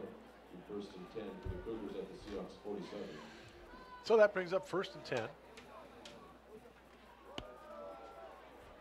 And this will be a running play by Taylor out of the backfield. He picks up about 5 yards before he's dragged down. Yeah, sorry, Lou. That was a nice job by Jared Wright there, coming back and making that tackle there, holding him to 2 yards because it looked like it was going to end up being a lot more. A lot of the Anacortes faithful still here and present, and for the first time in a long time, sitting undercover when they're watching a football game in the rain. A couple of the games we didn't broadcast, I was sitting out there, and it was nice, even though it was sunny, it was nice to have the cover to keep the sun off of you. So. High snap this time for Lakewood, and it's going to result in a loss. Take the ball back to about the 41-yard line. You know what stinks is for number 32 there, Jack Lagore, freshman, by the way. He gets credited with a run for a loss there, and he had nothing to do with it other than I just recovered the ball and he saved did the it right for thing. us. Yeah. Right. That ball should not be loose. I better grab it. Right. That was good thinking. This is a bad thing. All right, 3rd down and 20 now for the Cougars. See if Anacortes can stop them here and maybe have the opportunity to get one more drive in this game. This will be a running play again. Taylor out of the backfield, and he's going to get taken down to the 45-yard line after a gain of a couple. Yeah. Not nearly enough. That's going to bring up 4th and a long, long way to go. And Sean Robinson. And I assume that they will punt here. It looks like they're bringing on the punting squad. Yep, that would be my expectation. I think you're right, Dave. They're going to punt, pin them deep, and then Anacortes will have about a minute and a half or so to try and do something. So who are the Seahawks going to send deep for the return here? So far, no one. Yeah, this is an interesting choice by the Seahawks to keep everybody up front. Maybe they're just playing a defensive. Yeah, anticipating a fake of some sort, or? I think they're just going to let them kick it and let the ball land where it is. Their normal punt returner is Tristan Lowry. He's out tonight. They've had Tyler blowing in for him tonight. And Tyler has been on the sideline as quite a few of the starters have been the last series and a half. So they're probably just going to let him kick it. And the kicker now just letting the clock tick down. He's just taking as much time off as possible. Now he calls for the ball. Here's almost blocked by Jared Wright. Ooh, don't touch that. Don't. Yeah. Please don't. Do not. Ball's going to come to rest at about the 26-yard line. That's where Anacortes will take over. And right away, Coach Vokes walks over and has a conversation with one of the Anacortes players saying, like, I appreciate your hustle, but the plan there is to let the ball just bounce. Right. Please don't get close and just sort of grab it. And there's no need to try and fake like you're going to grab it. Like, just let it go.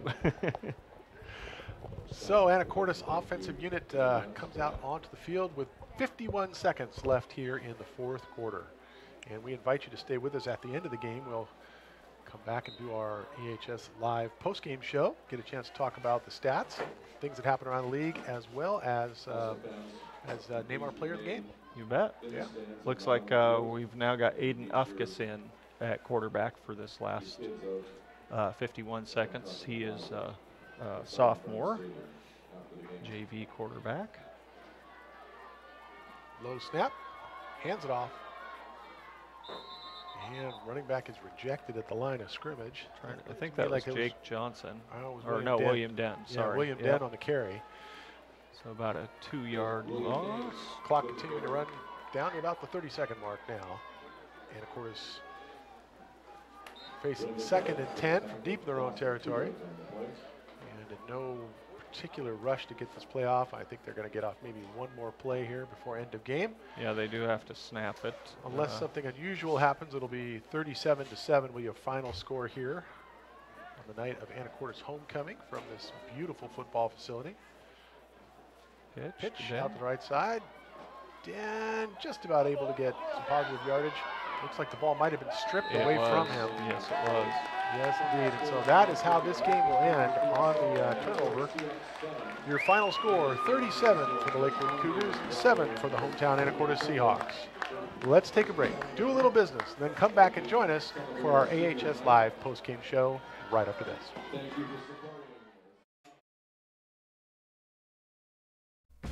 Go a few blocks into Old Town Anacortes and you'll find Dad's Diner.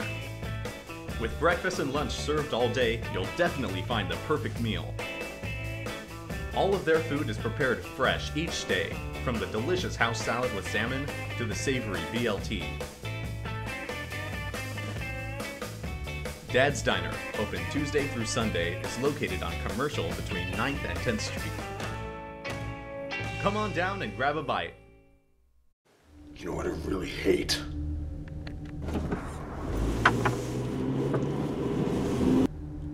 You know what really grinds my gears?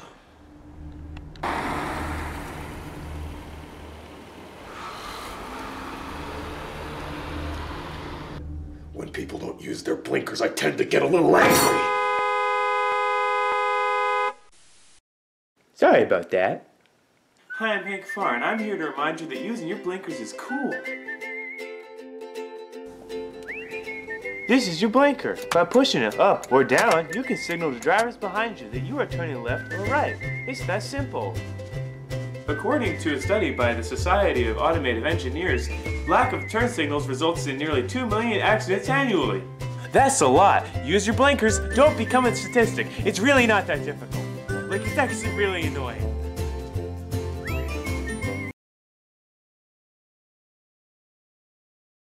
Go a little longer. Good.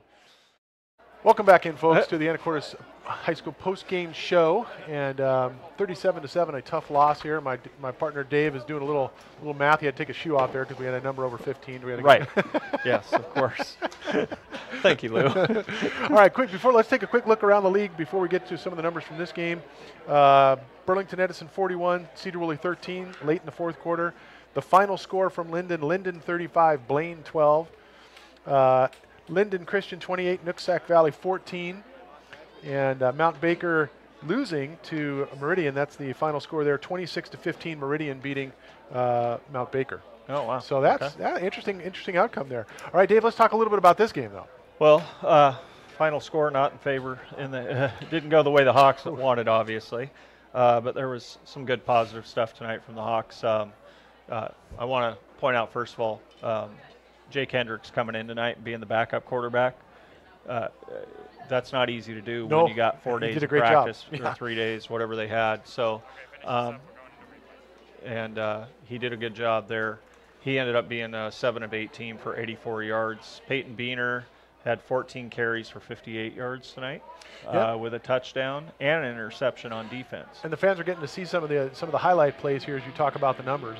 And there were a lot of good highlights tonight. Again, they just couldn't string them together. Right. Yeah, it was unfortunate. And then the standout offensively was Trevor Beener, had 15 carries for 138 yards tonight. So a little over 9 yards a carry.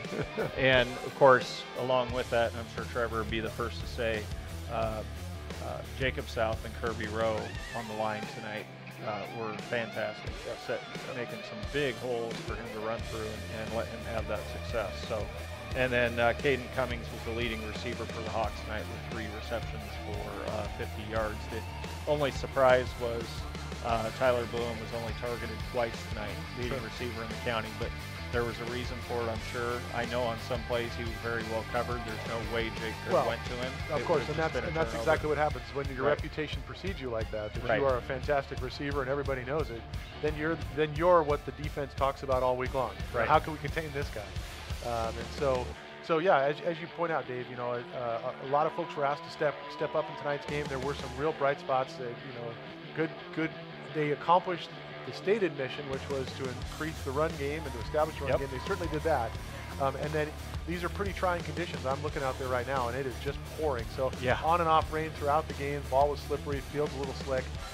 Certainly not an easy set of playing conditions, despite this beautiful stadium. So so tough loss tonight for Anacortes. But again, we said at the beginning of the broadcast, and you're watching some of the highlights here.